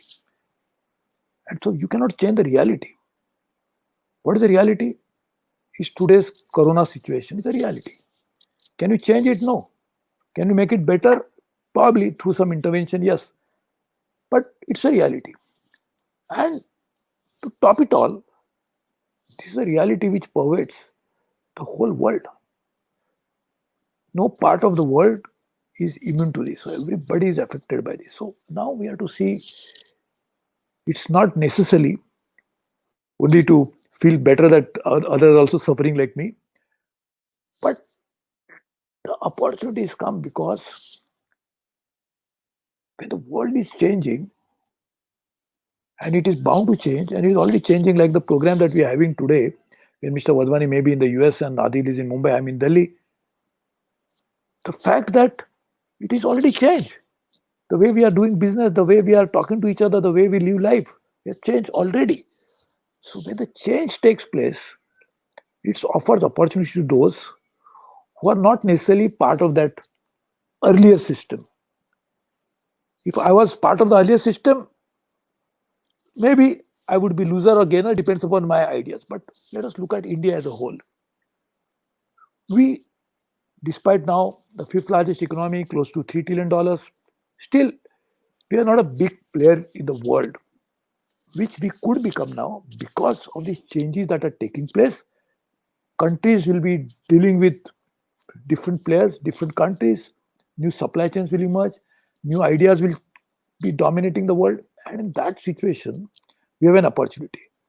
Like my co-panelist, Mr. Wadhwan was saying, I mean, he is in business, he would tell you that he will like to do business with his existing vendors, with his existing suppliers. He will not like to change for no reason. But if there is some change happening and he has decided already to change the supplier, then I have an opportunity because otherwise I was an outsider. So today in the world, India has an opportunity because there is a redefining and repositioning of almost everything. Like it is happening individually, it will happening collectively as a country also. So that is one opportunity we have because there is already a change taking place. Established relationships are redefined. That is one. Secondly, look at the companies. Now, let us take our own example in India.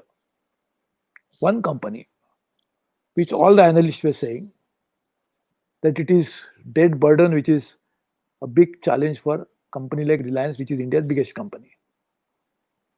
What did Mukesh Ambani did? He turned that challenge into an opportunity. He got money from where nobody had thought about. They're all saying that investment into telecom business is going to be a burden on the other core businesses of the industry. In fact, it has happened exactly the other way around. So it means that opportunities are possible in the most difficult times as well. Some of those countries who never invested in India before, like Facebook or even Google to that extent, are now coming and investing in India. When everybody is at home, nobody has opened offices, financial services business is closed, and that time he could get more than $20 billion of money. That shows that opportunities are even there today. Now look at India's companies. The kind of profile we have in economy is one is industry, which is 16%, and we want to take it to 20%. And services, which is dominant part of the country economy, which, because if other sectors grow, obviously the share of services will relatively go down.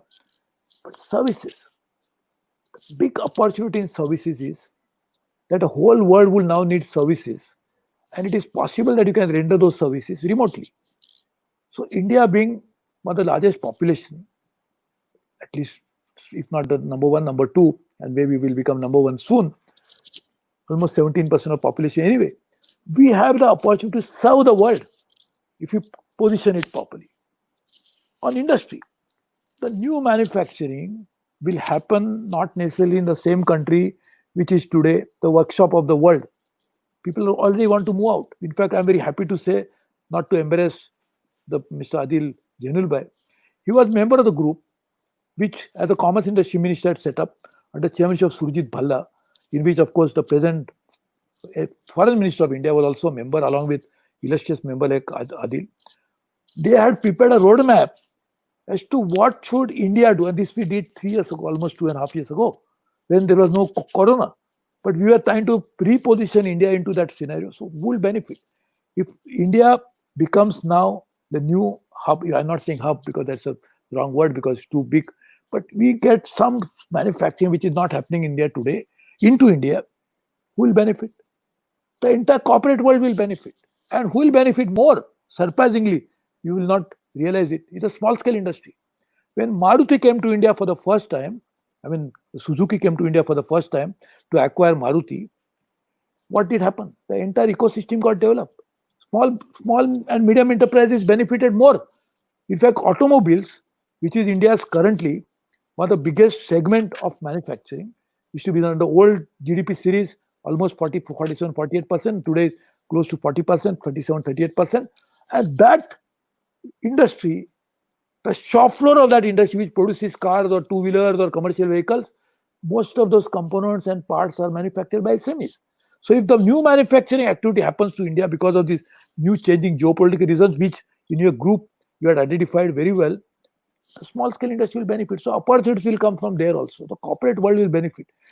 We must always remember, the big companies cannot survive without small companies. And small companies have something in stake for big companies to grow. If there are no big auto companies growing in India, there would not have been auto component industry growing in India. So when one big stellar investment will happen in India, that is going to create huge support in the small scale sector. So these are new opportunities that will come in manufacturing services. In agriculture, can you imagine that today about 14% share in agriculture? We should take it to 20%. Not just agriculture. When I say agriculture, horticulture, meat, dairy products, marine products, all put together. It is possible. We can increase the share into manufacturing to about in agriculture export to about $100 billion. That's an opportunity. Now, who will benefit? Now, as we discussed in the first segment, we discussed industry, SMEs and corporate will benefit. In other segment, we discussed services. Even people will benefit. Service is a very people-centric activity. You have to render service, means people have to render it. So employment will also generate. In agriculture, common farmers will benefit. Those who will part of a supply chain to take the product from farm to export market or from farm to other markets in India, the whole supply chain will benefit. So opportunities in India are definitely there.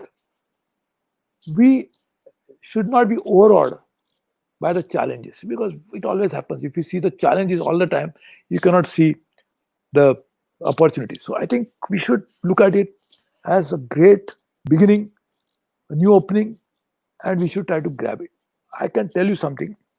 When the depression came in the US, it could have become a human depression also, because your mind gets depressed. It's an economic depression. But if you just talk about economic depression all the time, it will become mental depression, psychological depression. If you are depressed, how can you think positively? So I am very sure, even in today's difficult situation, let us accept the fact that it's a difficult situation. And let us accept the fact that it's a reality. So we cannot change the reality, but we can react to reality. And this reality is definitely daunting, challenging, and it has created a lot of issues for common people in India, for business in India, everybody. That's a fact. I'm not trying to even say that this is not reality. That is also reality. But point is, if I keep talking about that all the time, am I going to solve the problem? What I should do is like the depression in the US. Firstly, I should not get depressed, because if psychologically depressed, I cannot think about anything at all. And therefore, I think I should try to not depress, but repress, and try to work on my positive energies and try to do it. And I can clearly tell you, look at agriculture, the last point I was trying to mention. What has happened is, because of this sudden development that took place in the last few months, from earlier this year, the Middle East, it does not produce much of food. What about their food security? They would need to import from somewhere. India is very close to them. And again, we have the market linkage with them, because we import so much of energy from them. We get so much of remittances from them. So because we have those already established linkages with them, they know us, we know them, we can actually export that food to them very close by. And in fact, as a commerce industry minister, I talked to most of the countries, all the countries in fact in GCC, and they are very willing to do that for us. They will like to buy it from us. So these are real opportunities. Then as aviation minister, not only as commerce industry minister, I prepared under leadership of Prime Minister Narendra Modi, I prepared India's first ever agriculture export policy. Same way as aviation minister, we have prepared air cargo policy, so that we can airlift it and can sell it there. So I'm saying these are real opportunities. I was just reading that Amul, which under the Amul brand, they sell milk products. They want to take the turnover maybe more than double in the next few years' time. I think, if I'm not mistaken, 1 lakh crore or something that said. But if Amul increases 1 lakh crore, Amul is in case a cooperative brand, but their top line goes up. But because that Amul as a big brand, the top line goes up, who are they going to buy milk from? Are they not going to buy from a small little 1 cow, 2 cows farmer? And their incomes will go up. So this is the linkage. Opportunity rises, so there will be need some big brand like Amul, so that people back home in those countries will realize that this is the brand I accept. But even small business will benefit as a result of that. Farmers will benefit as a result of that. Transportation of milk will happen and bring it to the chilling center. That again they'll benefit. So all of that is going to create opportunities. So I think we should really now focus on new openings, new possibilities, new opportunities. I think, Suresh, one comment, because this is an IIT group that is listening to this, or IIT alumni, I think we would also be very interested in your views on how technologies, and especially because IITians have gone out and developed many new technologies, not just in IT, but in others, and how that technology capability you see playing out in terms of India's growth going forward. You know, I personally feel that everything in future will have a key element of technology. So all economic activities, technology will be embedded into it. So technology will drive the entire future economic growth of the country. In fact, I'm on the World Economic Forum has set up a group to deal with the post-COVID situation. And in that group, this is all the ministers, and so I'm also part of that. I don't know why. But in that, again, everybody agrees that technology is a future key to growth. So technology per se will bring growth. Technology bring efficiency into operations, because right now the focus will be also, we will have to be afloat. To remain afloat, we will have to do technology to reduce cost, to become more efficient, optimize your resources. So technology will be needed in that area. In India, Indian context, and particularly my friends from IIT, PanIIT family, I would like to urge you, normally when you say technology, you look at a very high-ended technology, which are really needed, no doubt about it. We obviously need technology companies like Google and Amazon and Alphabet, and all of them will be needed, no doubt about them. But I'm saying, so they are A. All the major 3 A's they call it, and even you can include other A's also, Alibaba and others. So A is there. But between A to Z, there are other 25 alphabets. So I think there is an opportunity there also. You should not look at the opportunities of a top technology, high-ended technology issues alone, but even lower-ended technologies. When I just mentioning about milk, the fruits and vegetables in India, we lose something like 30%. Because so many reasons. The mortality, we talk about infant mortality rate. This is a vegetable fruits mortality rate, which is higher than probably infant mortality rate. So I think, why not use technologies at that end? The Prime Minister of India has launched a very major program for providing potable drinking water to all the households in another 4 years' time. Can you bring some technology to make this water accessibility in a manner that will reduce cost? Can we have some parameters for improving quality? Energy, very important issue. Like, we need some distributed energy now. We cannot just rely on a centralized energy system that we already have.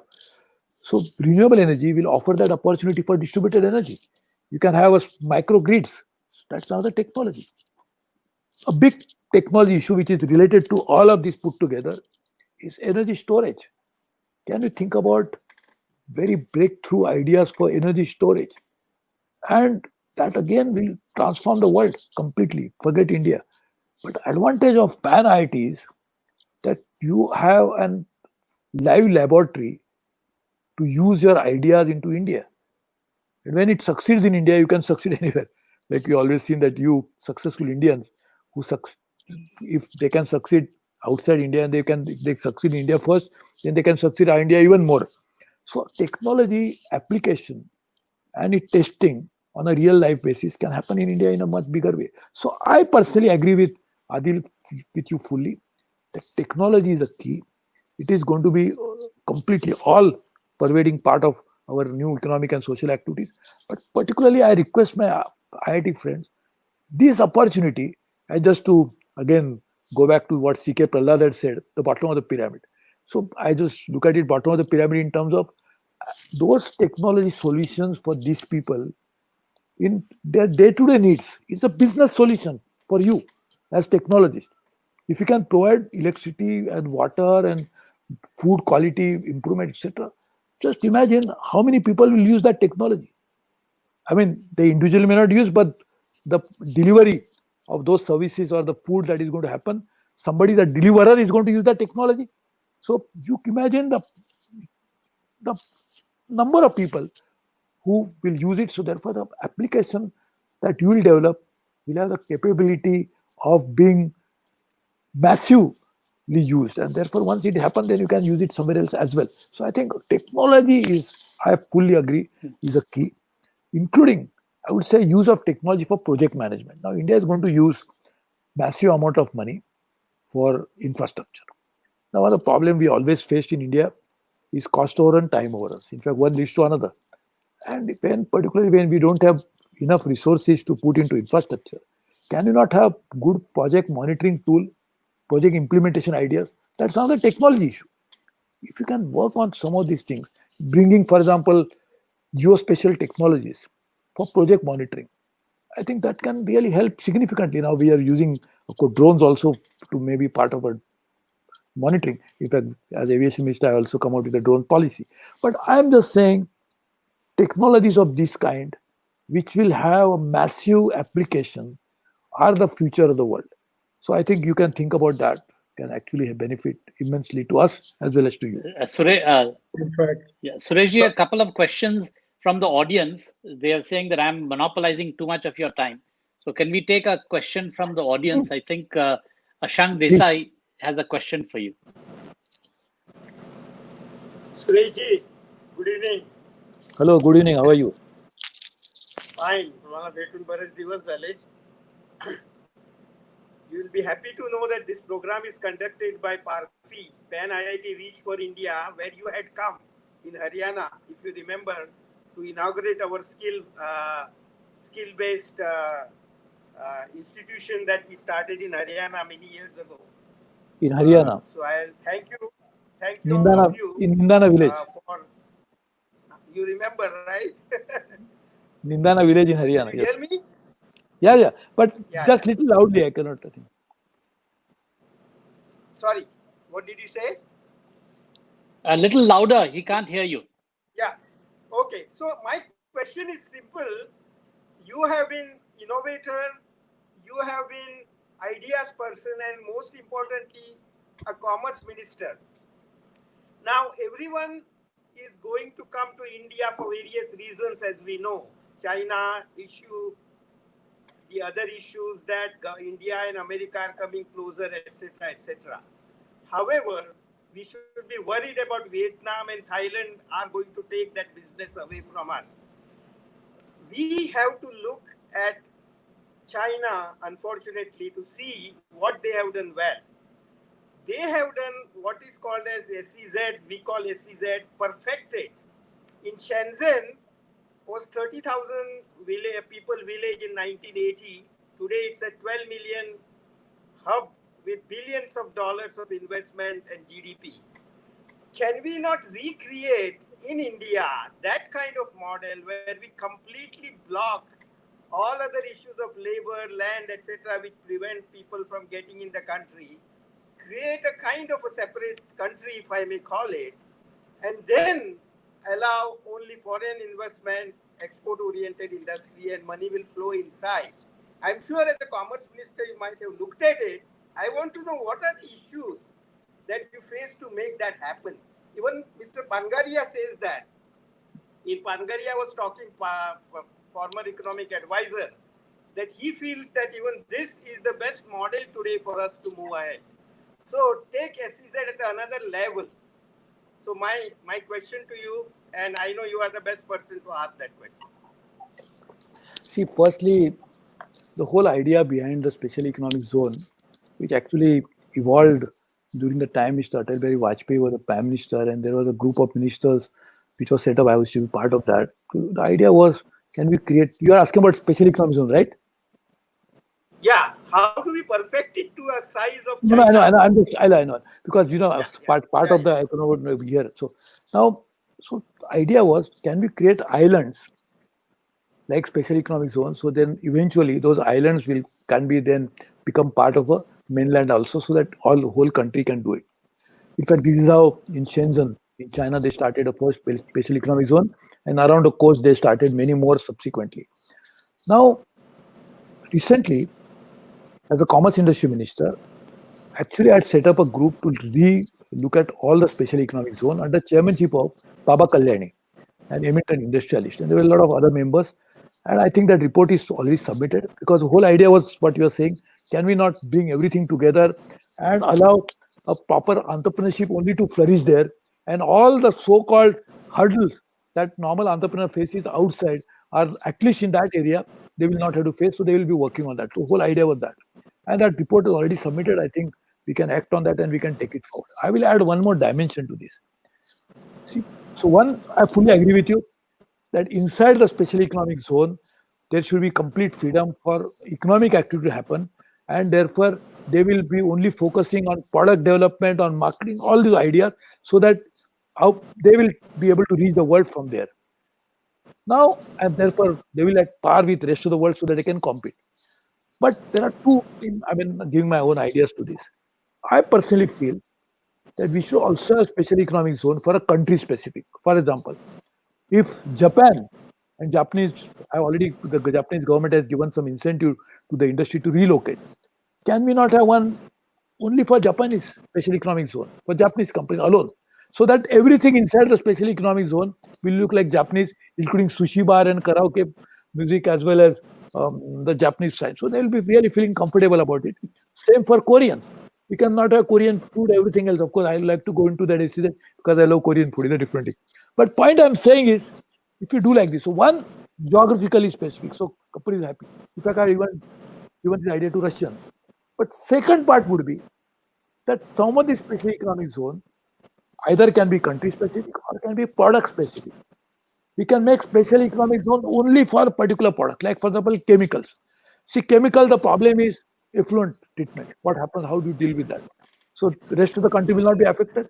We can have very high-ended effluent treatment facilities inside the special economic zone, so they can be taken care of, and those such common facilities can be shared by all those units that will come up there. Say leather, another important but also polluting. Can we not have only a special economic for leather? So it can be one for countries, other can be for product specific. But your point is well taken, and I think we have to work on it. Thank you. Thanks for that. Thank you, Sunil Thank you. and Adil, for participating here.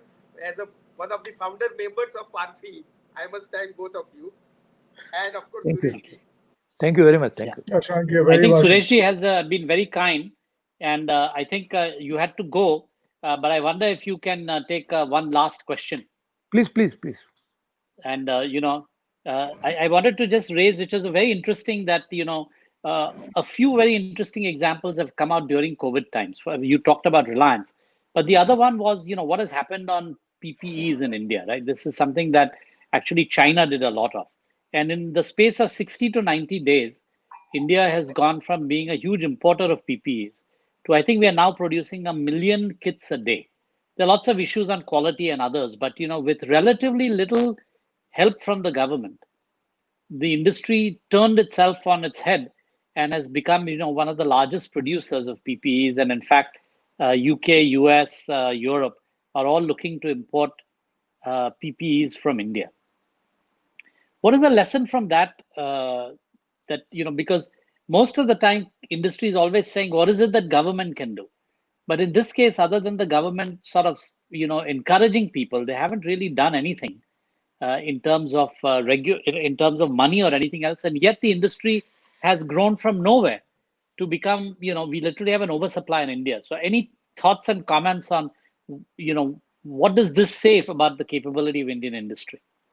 See, there is what industry did was supply. When there was a clear market signal which emanated for a demand. Now, can we therefore, one, not to create artificial demand, but a real demand, because this was really in need of the hour, and therefore it was produced instantaneously. I think if you really look at it, this speaks, of course, about a great ability of the industry to respond to such a quick so quickly to such a emerging issue, and that clearly shows. But also important issue is about a demand which came in, and therefore the demand could be catered. I think there is another such big opportunity like that, I would say, for India particularly, but also for anybody. And again, going back to your earlier point about technology. See, today we are facing a pandemic which has brought entire economic activity to virtually standstill globally. And that is one pandemic. Just imagine the big challenge, and whether, in my opinion, there is some relationship in pandemic, also environmental issue because of loss of habitat, animals, man, possibility of transmitting a sort of pathogen from animal to man has already happened. But it will happen more as a result of climate change. So climate change response, both for adaptation as well as mitigation, is a clear market signal. There's a demand for that. So just imagine we put certain regulatory framework in India, which will benefit India because we'll reduce the emissions, we'll have a better ability to look at adaptation, which can create huge demand for the industry. Because the market signal, the demand will be created through this process because of regulation coming in. So I think this will also ensure that we avoid the future pitfalls of facing climate change, which is a reality. Whether we accept it or not, the greenhouse gas emission already gone into the atmosphere are going to be the cause of climate change for years to come. So this is another very good market signal we can send through proper regulation, which in turn can result into, so mitigation would mean more renewable energy. Adaptation would mean dealing with agriculture, dealing with natural calamities, etc., and coming out with solutions like that. So I think this is something very absolutely there to be tapped and to be benefited from. Okay, great. Thank you, Suresh. I know you had to run. You said you had to run at 8. You've been very kind and stayed with us for a little while. Thank you so much, and thanks for giving ideas to the IIT alumni group here. Thanks. Thank you very much. We will continue. Suresh and I will, Sunil and I will continue this in a minute. Thank you, sir.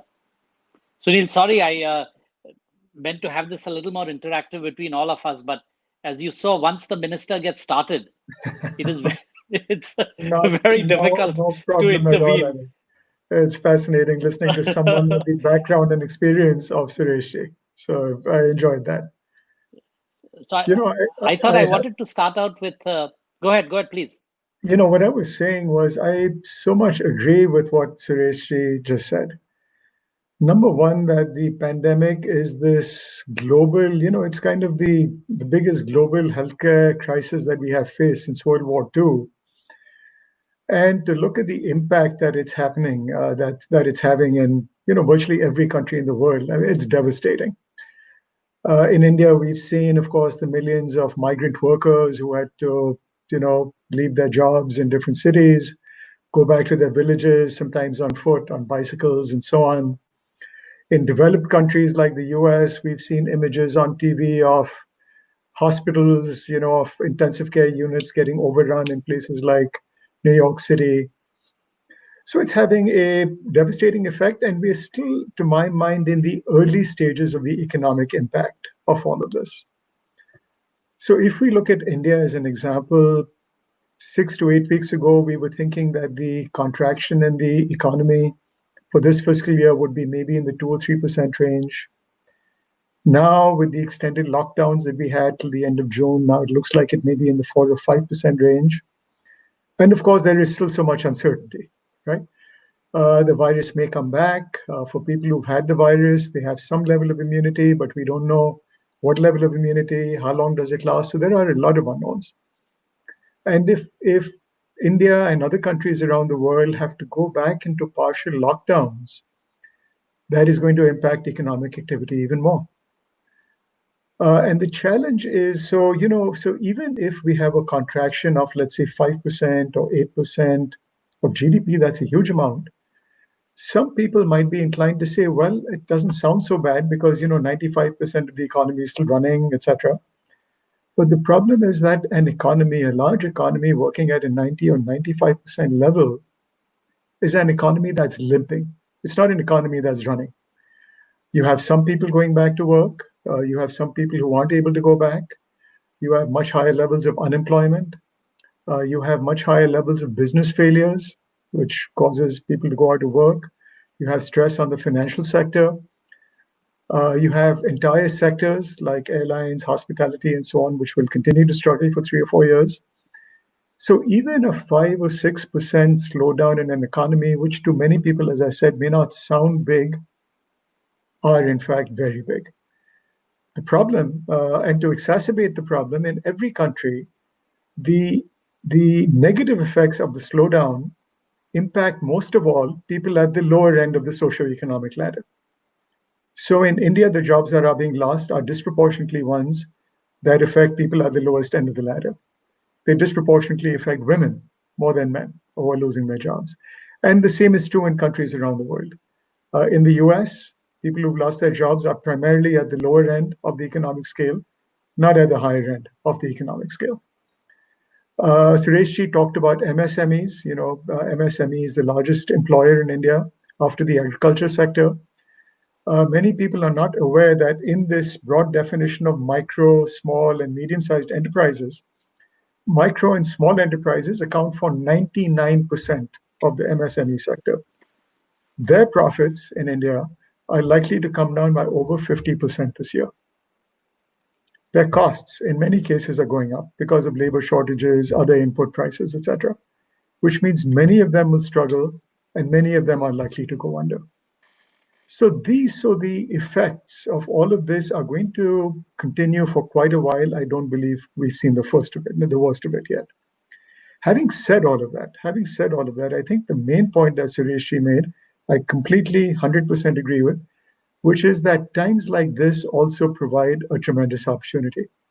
It may sound callous to talk about opportunity at a time of so much tragedy for so many people, but it truly is an opportunity. It's an opportunity for organizations, for businesses, for nonprofit organizations to rethink what they do, how they do it, how to become more effective, how to apply digital and technology and innovation to everything that they do.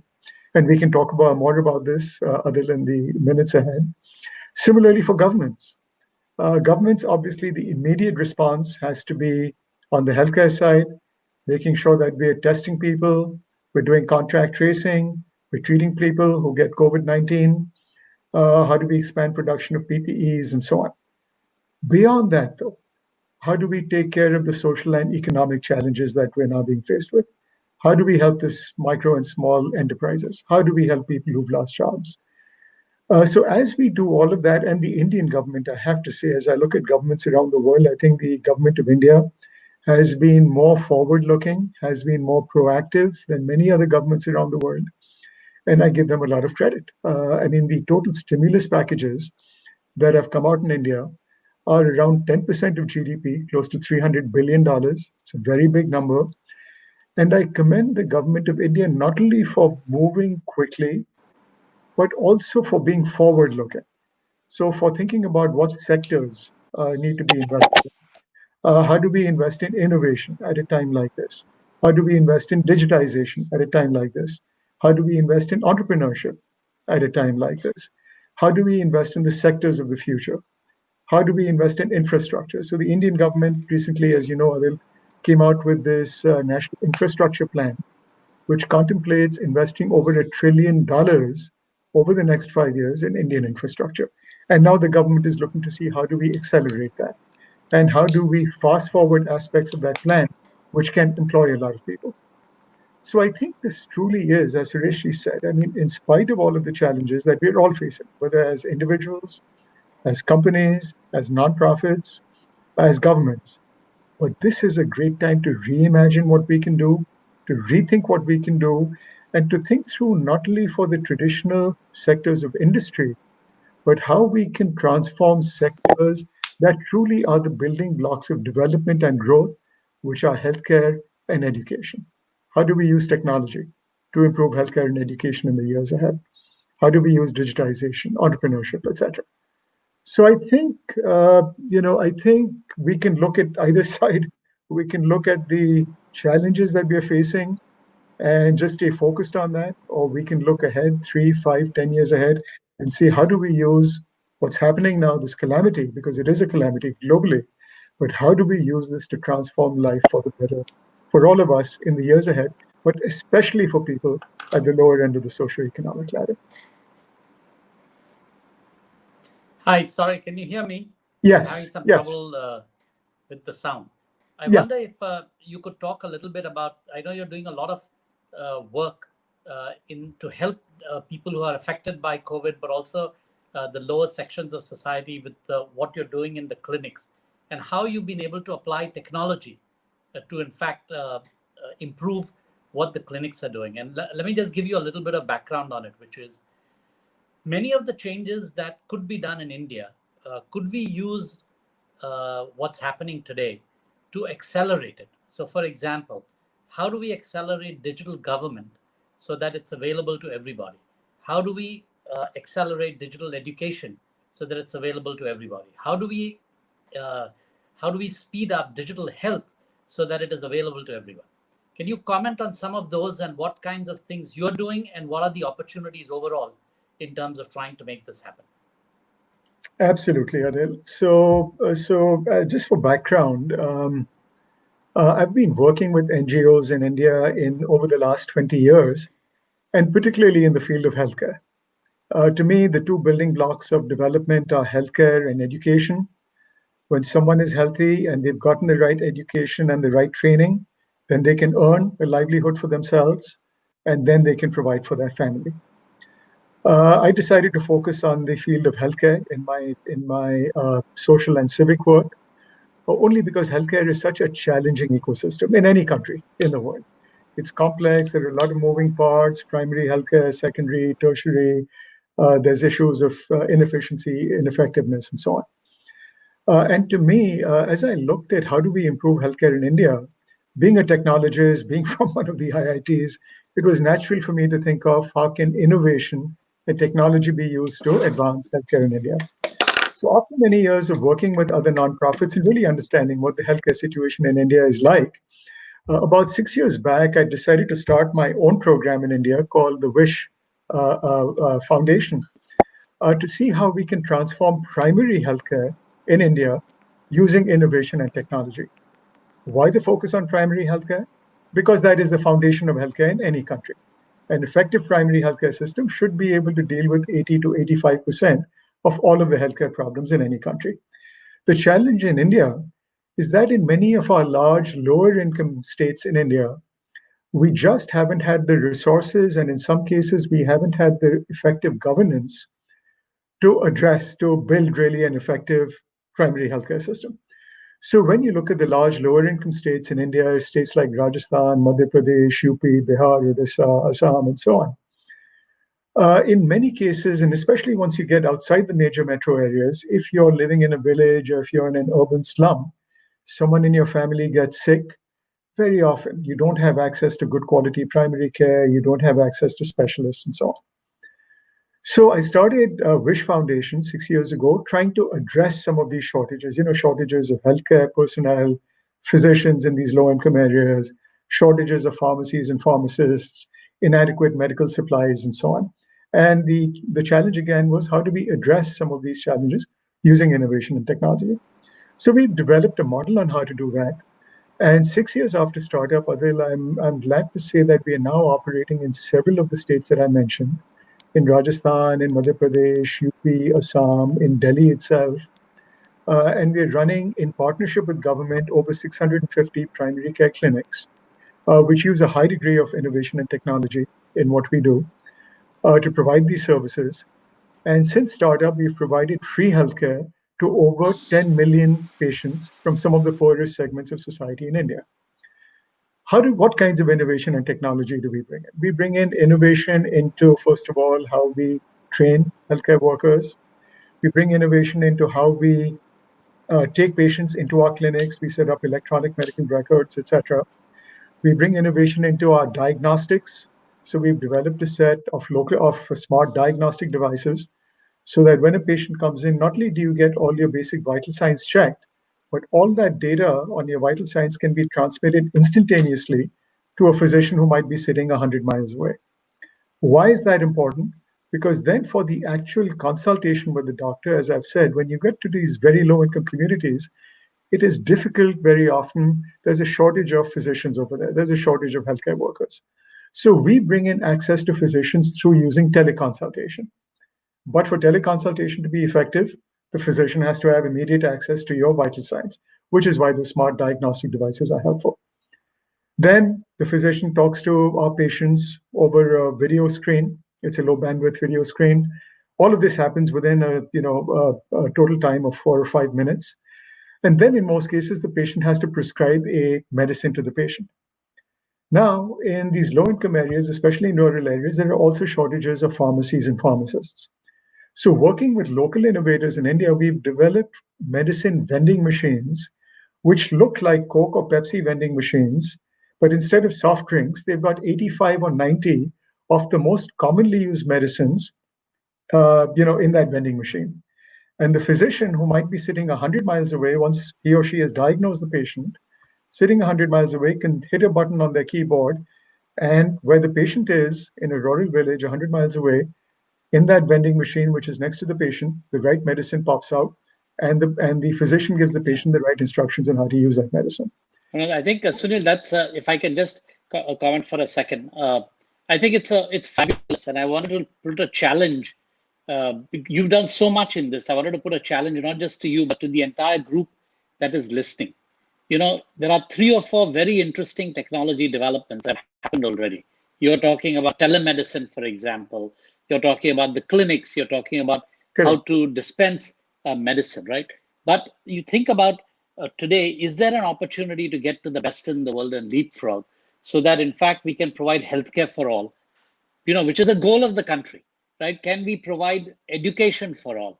Can we provide universal logistics for all, right? Today, trucks are stopping all over the place, and we still take 3 days to cover a distance that should take 1 day, which is better than 15 days, right? And so I think the challenge to everybody here that I would put is, while in the past there may have been bottlenecks, today, actually, I see that the government is very, very open to using technology to solve a whole set of problems, including what you talked about, which was jobs for migrant workers, jobs in construction, telemedicine, the ability to learn better, the ability to do logistics better, the ability to do digital transactions better, the ability to get cash and lending for small and micro businesses. For the 99% businesses, one of the big issues is access to markets. Can we create something that gives them access to markets? So my challenge is this, and can you talk a little bit more about not what you've done so far in healthcare, but as you think ahead, particularly with your AI engine investment that you're making in healthcare, how will that help us leapfrog so that we have a world-class healthcare system? Absolutely. So I'll give you a great example of it. And first of all, I think you're absolutely right. When we think about areas like healthcare, education, training, livelihoods, etc., these are areas where technology can be transformative. PanIIT graduates, current and future, can make a big difference in this area, and they already are making a difference. But I'll give you an example in healthcare of the kind of impact not only we can have nationally, but I think the kind of impact we can have globally and in other developing countries by setting the example here. So in healthcare, Adil, as an example, the government of India, the Modi government, 3 years ago, came up with a new national health policy in 2017. It was the first new national health policy we'd had in almost 20 years. And there were 2 strategic pillars to this national health policy. One pillar is a focus on primary healthcare, because again, that's the foundation of healthcare, and it needs to be greatly strengthened in many parts of India. And the second pillar of that national health policy is an insurance program. Because healthcare costs can be so devastating for so many families, especially at the lower end of the socioeconomic ladder. So the second pillar of this healthcare policy was we will provide insurance to 500 million people in India, 100 million families, so that if you have to go to a hospital, you're covered. And this, of course, is the Ayushman Bharat program that was launched 18 months ago, almost 2 years ago.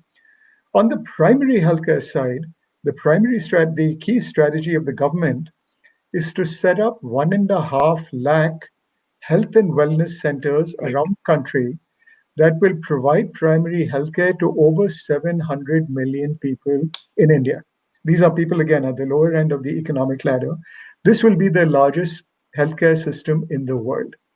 Now, it's a very aggressive program. It's a very ambitious program, but it doesn't deal completely with some of the systemic challenges that we have in our healthcare system, which is, again, shortages of doctors and healthcare personnel in low-income communities, pharmacies, pharmacists, medical supplies, and so on.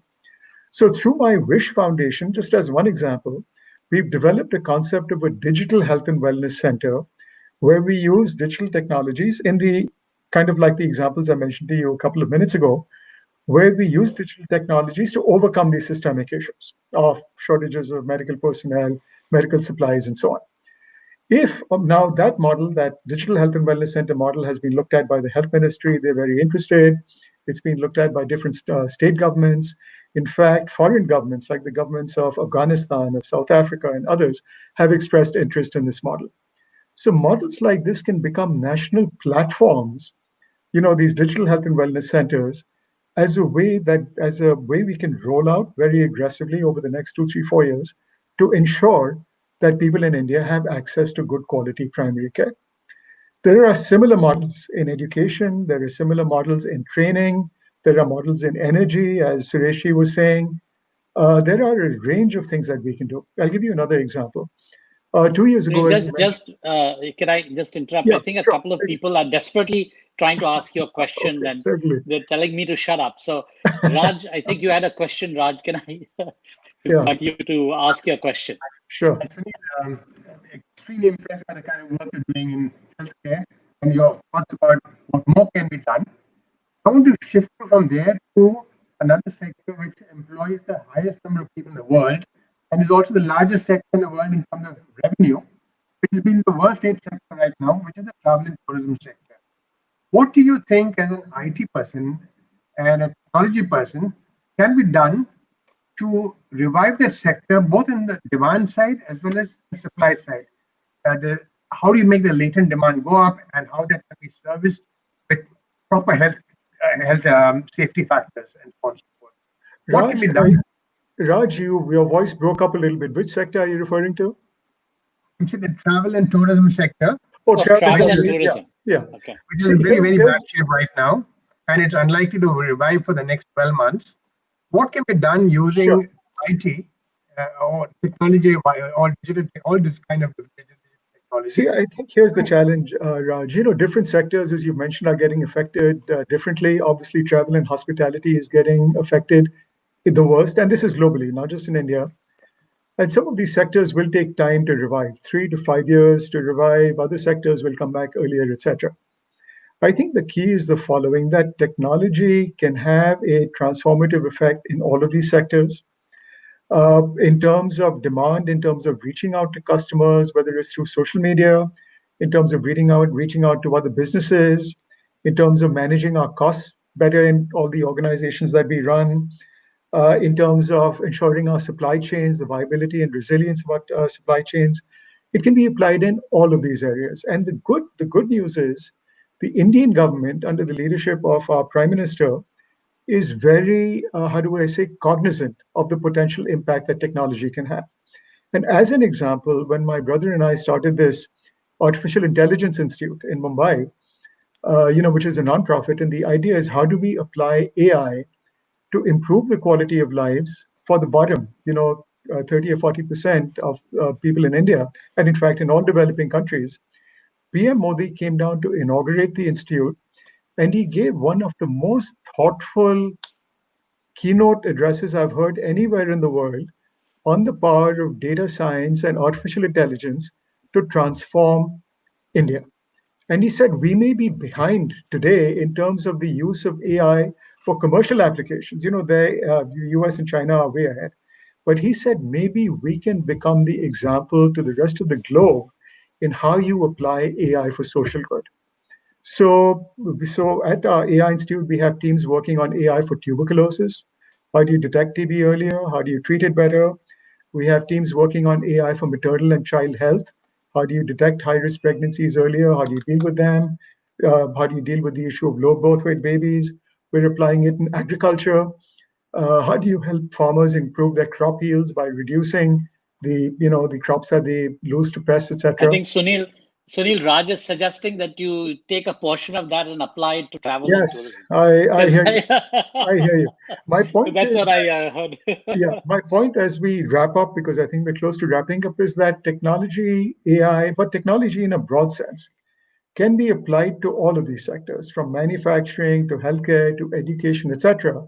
And now I think when we're slightly on pause because of the pandemic, is the time to reimagine the future.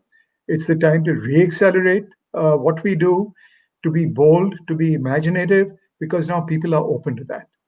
When you look back, Rajas, can I? Sorry, yes, sorry. Go ahead. Sunil. You finish. I was saying, when you look back, at similar times in history, whether it was World War I, whether it was World War II, whether it was the tech meltdown, whether it was the global financial recession of 08-09, that is when really bold ideas came up. And now more than ever before, all of us, and especially to all my IIT brothers and sisters, I say this is the time for us to be bold, imaginative, and for us to make a difference. So, Raj, I wanted to answer specifically on travel and tourism. So let's start with the good news.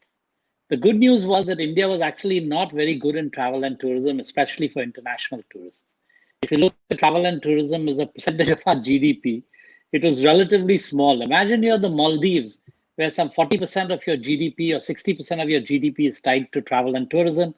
Thailand is something like 18%. Croatia is very high, etc. For them, this is a huge hit because it's so fundamental to it. We had actually not done as good a job on travel and tourism, and as a result, it was not a very high portion of our GDP. So in a sense, it's a great opening, right? Everybody has to restart thinking of what is the future of travel and tourism. And we don't have to take the huge knock because we were actually not that dependent on it. So we can think completely new ways of how to do this. So I think, and especially in terms of domestic tourism, I think actually the opportunities are really quite large in terms of using IT as to how people are going to find what are the safe places to go to today. It's not that easy for people to figure out in this environment, how do I go to safe places? And I think after the various lockdowns, as soon as it becomes a little easier to go, I think we are going to see a big bump up, and we should be ready for that by creating the IT tools and others that require people to really think about this. I was quite surprised to note that the way people look for hotels in Goa has changed completely. Now that Goa is opening up, people are looking at which hotels will allow me to do a COVID test before I go there, etc., etc. So I think this actually allows you to create tools and to use IT in a way that will in fact encourage tourism and travel and tourism and allow people to travel safely. So I think there will be lots of opportunities. We'll have to see. I don't know if I knew exactly what it was, I'd go start the company. I don't know that, but I actually think there will be a huge opportunity. I think it's a good big opportunity. Yeah, I think we have run past our time. What I'd like to do is to actually thank you, Sunil, tremendously for taking the time to join us and talking about the wonderful things that you're doing in India in healthcare, and also the opportunities that you see going forward. Obviously, we're trying to cover a very wide range of topics, and I'm sorry we've not been able to cover. I think we could go on for quite a while because there are so many different areas in which I think there are interesting opportunities. But I hope that with Sureshji's talk and with Sunil's talk, we've left all of you with the view that actually there are tremendous opportunities, and we should think about them in terms of the ability to leapfrog, both in terms of business as well as in terms of the social good for the country, to leapfrog using technology to get to where we'd like to get to. And there is no other group that is better positioned to in fact do that than the IIT Alumni Group. So let's hope that by the time we meet again next year, that in fact we will have some great examples of how IIT alumni have used technology to both create new businesses and to help the country's development. Thank you very much, Sunil. Thank you so much. You're welcome. Ashank, thank you for hosting us. Absolutely. And thanks to all of our viewers. And again, be safe, be well, be imaginative. And now's the time to make a difference, whether it's regardless of how small, how big. This is the time when our country needs us. This is the time for all of us to help. Thank you. Thanks.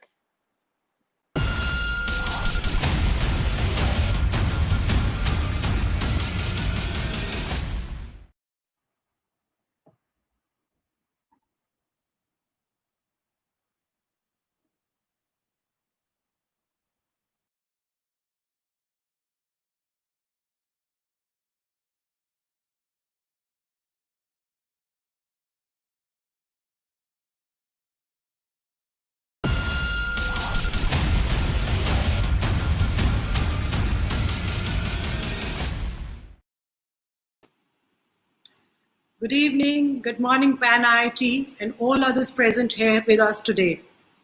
On behalf of SPICMACAY, I'd like to thank PanIIT for giving us this platform to showcase our classical heritage to its audience across the globe.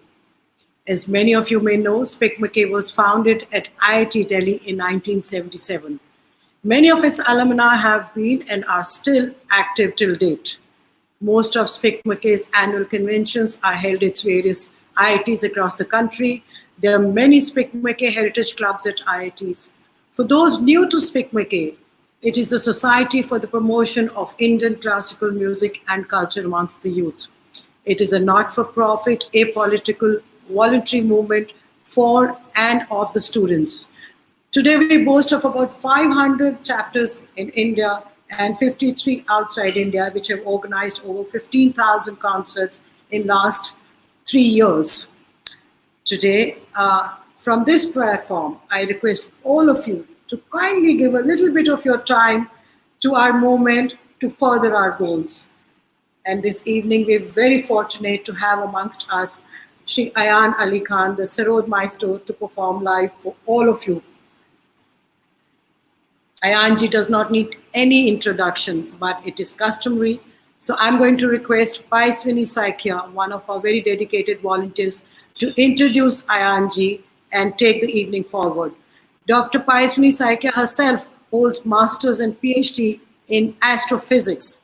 Over to you, Paiswini, for introducing Ayanji and the concert tonight. Thank you. Thank you, ma'am. Namaskar, everyone. I'm Paiswini Saikia, a volunteer of SPICMACAY UAE chapter. I would like to welcome Sarod Master and composer Ayan Ali Bangesh for this virtual concert on behalf of SPICMACAY and PanIIT. Ayan Ali Bangesh ji is the disciple and younger son of the Sarod Maestro Amjad Ali Khan. Ayan stepped into the world of music and Sarod at a very early age with confidence, clarity, consistency, and technical mastery. Ayan gave his solo debut when he was just 8 years old and has been performing concerts in India and abroad since then. He made his UK debut in 1989, his US debut in 1991, and since then, he has been performing globally, regularly, conducting workshops and also collaborating with artists of different countries. Over the years today, Ayan has carved out a special niche for himself in the world of music. Ayan's approach, vision, and versatility make him an icon for the youth in the music industry. For his outstanding contribution to the global music industry and excellence in the classical music sphere, Ayan Ali Bangesh has been felicitated at many prestigious platforms like the coveted Global Music Awards under the Gold Medal category. We welcome you, sir, to this digital concert today. Thank you.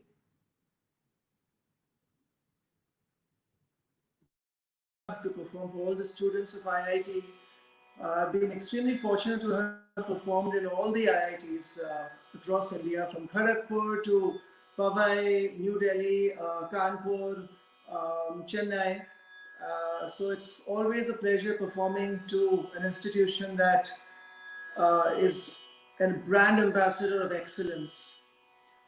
Today's recital is unusual because it's done in this intimate format, but it's a tribute in the current times to all the frontline workers, to all the doctors all around the world who are tirelessly working and doing their bit in these very trying times.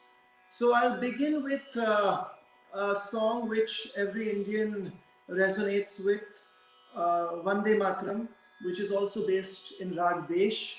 So I'll play Vande Mataram and I'll move on a little bit in Rag Desh. Thank you.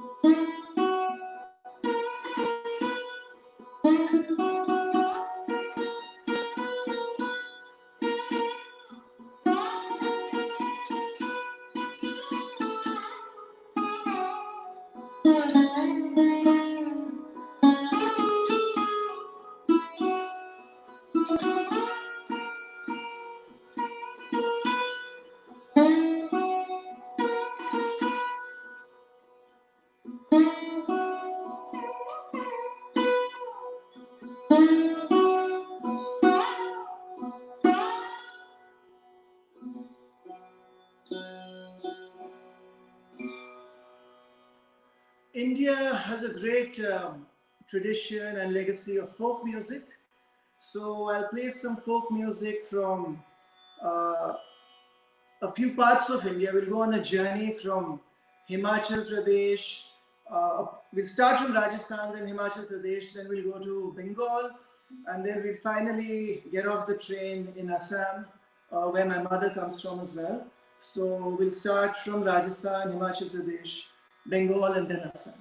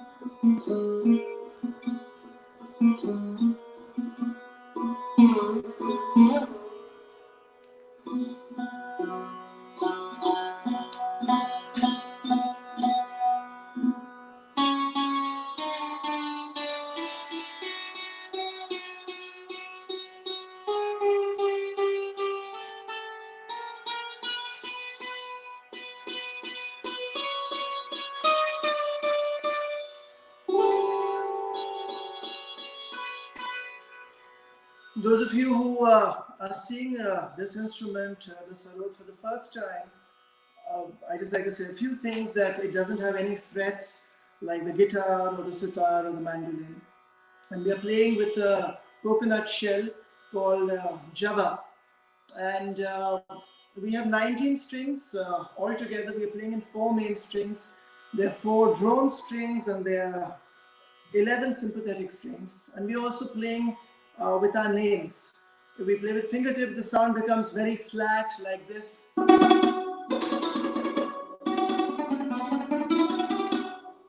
we're playing with our nails, so the sound changes to what you were listening to.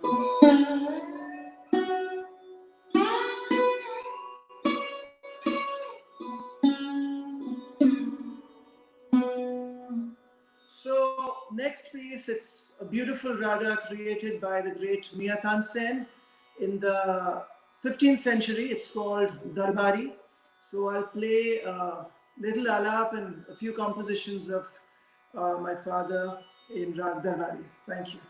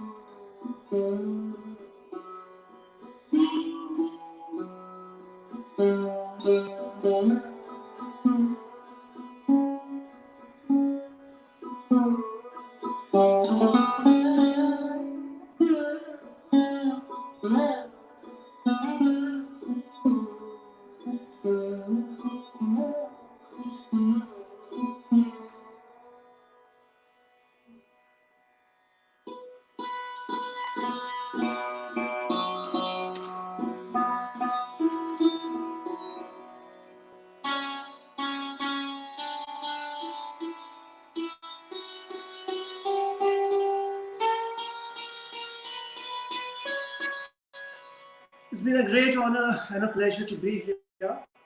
This is a very unusual situation which I'm playing in, because this is the need of the hour, actually. And I just hope and pray that the planet heals very soon, and I hope that the world opens up, and I hope and pray that people get well soon and stay safe. And I hope they're wearing gloves, I hope they're washing their hands, I hope they're not touching their face too often. So it's been a pleasure and an honor to musically connect with all of you, and wish you all the very best. I'll conclude with a raga from the South Indian system of music called Kirwani, and just a short improvisation. And I hope to see you all in the near future very soon. Thank you.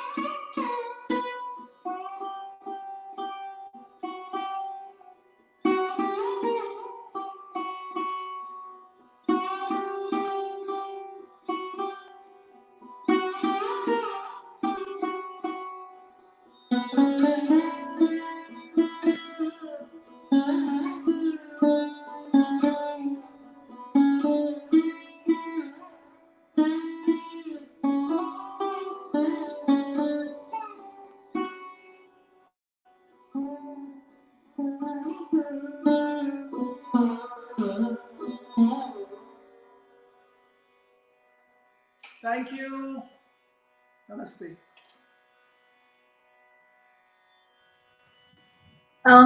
Thank you so much, sir.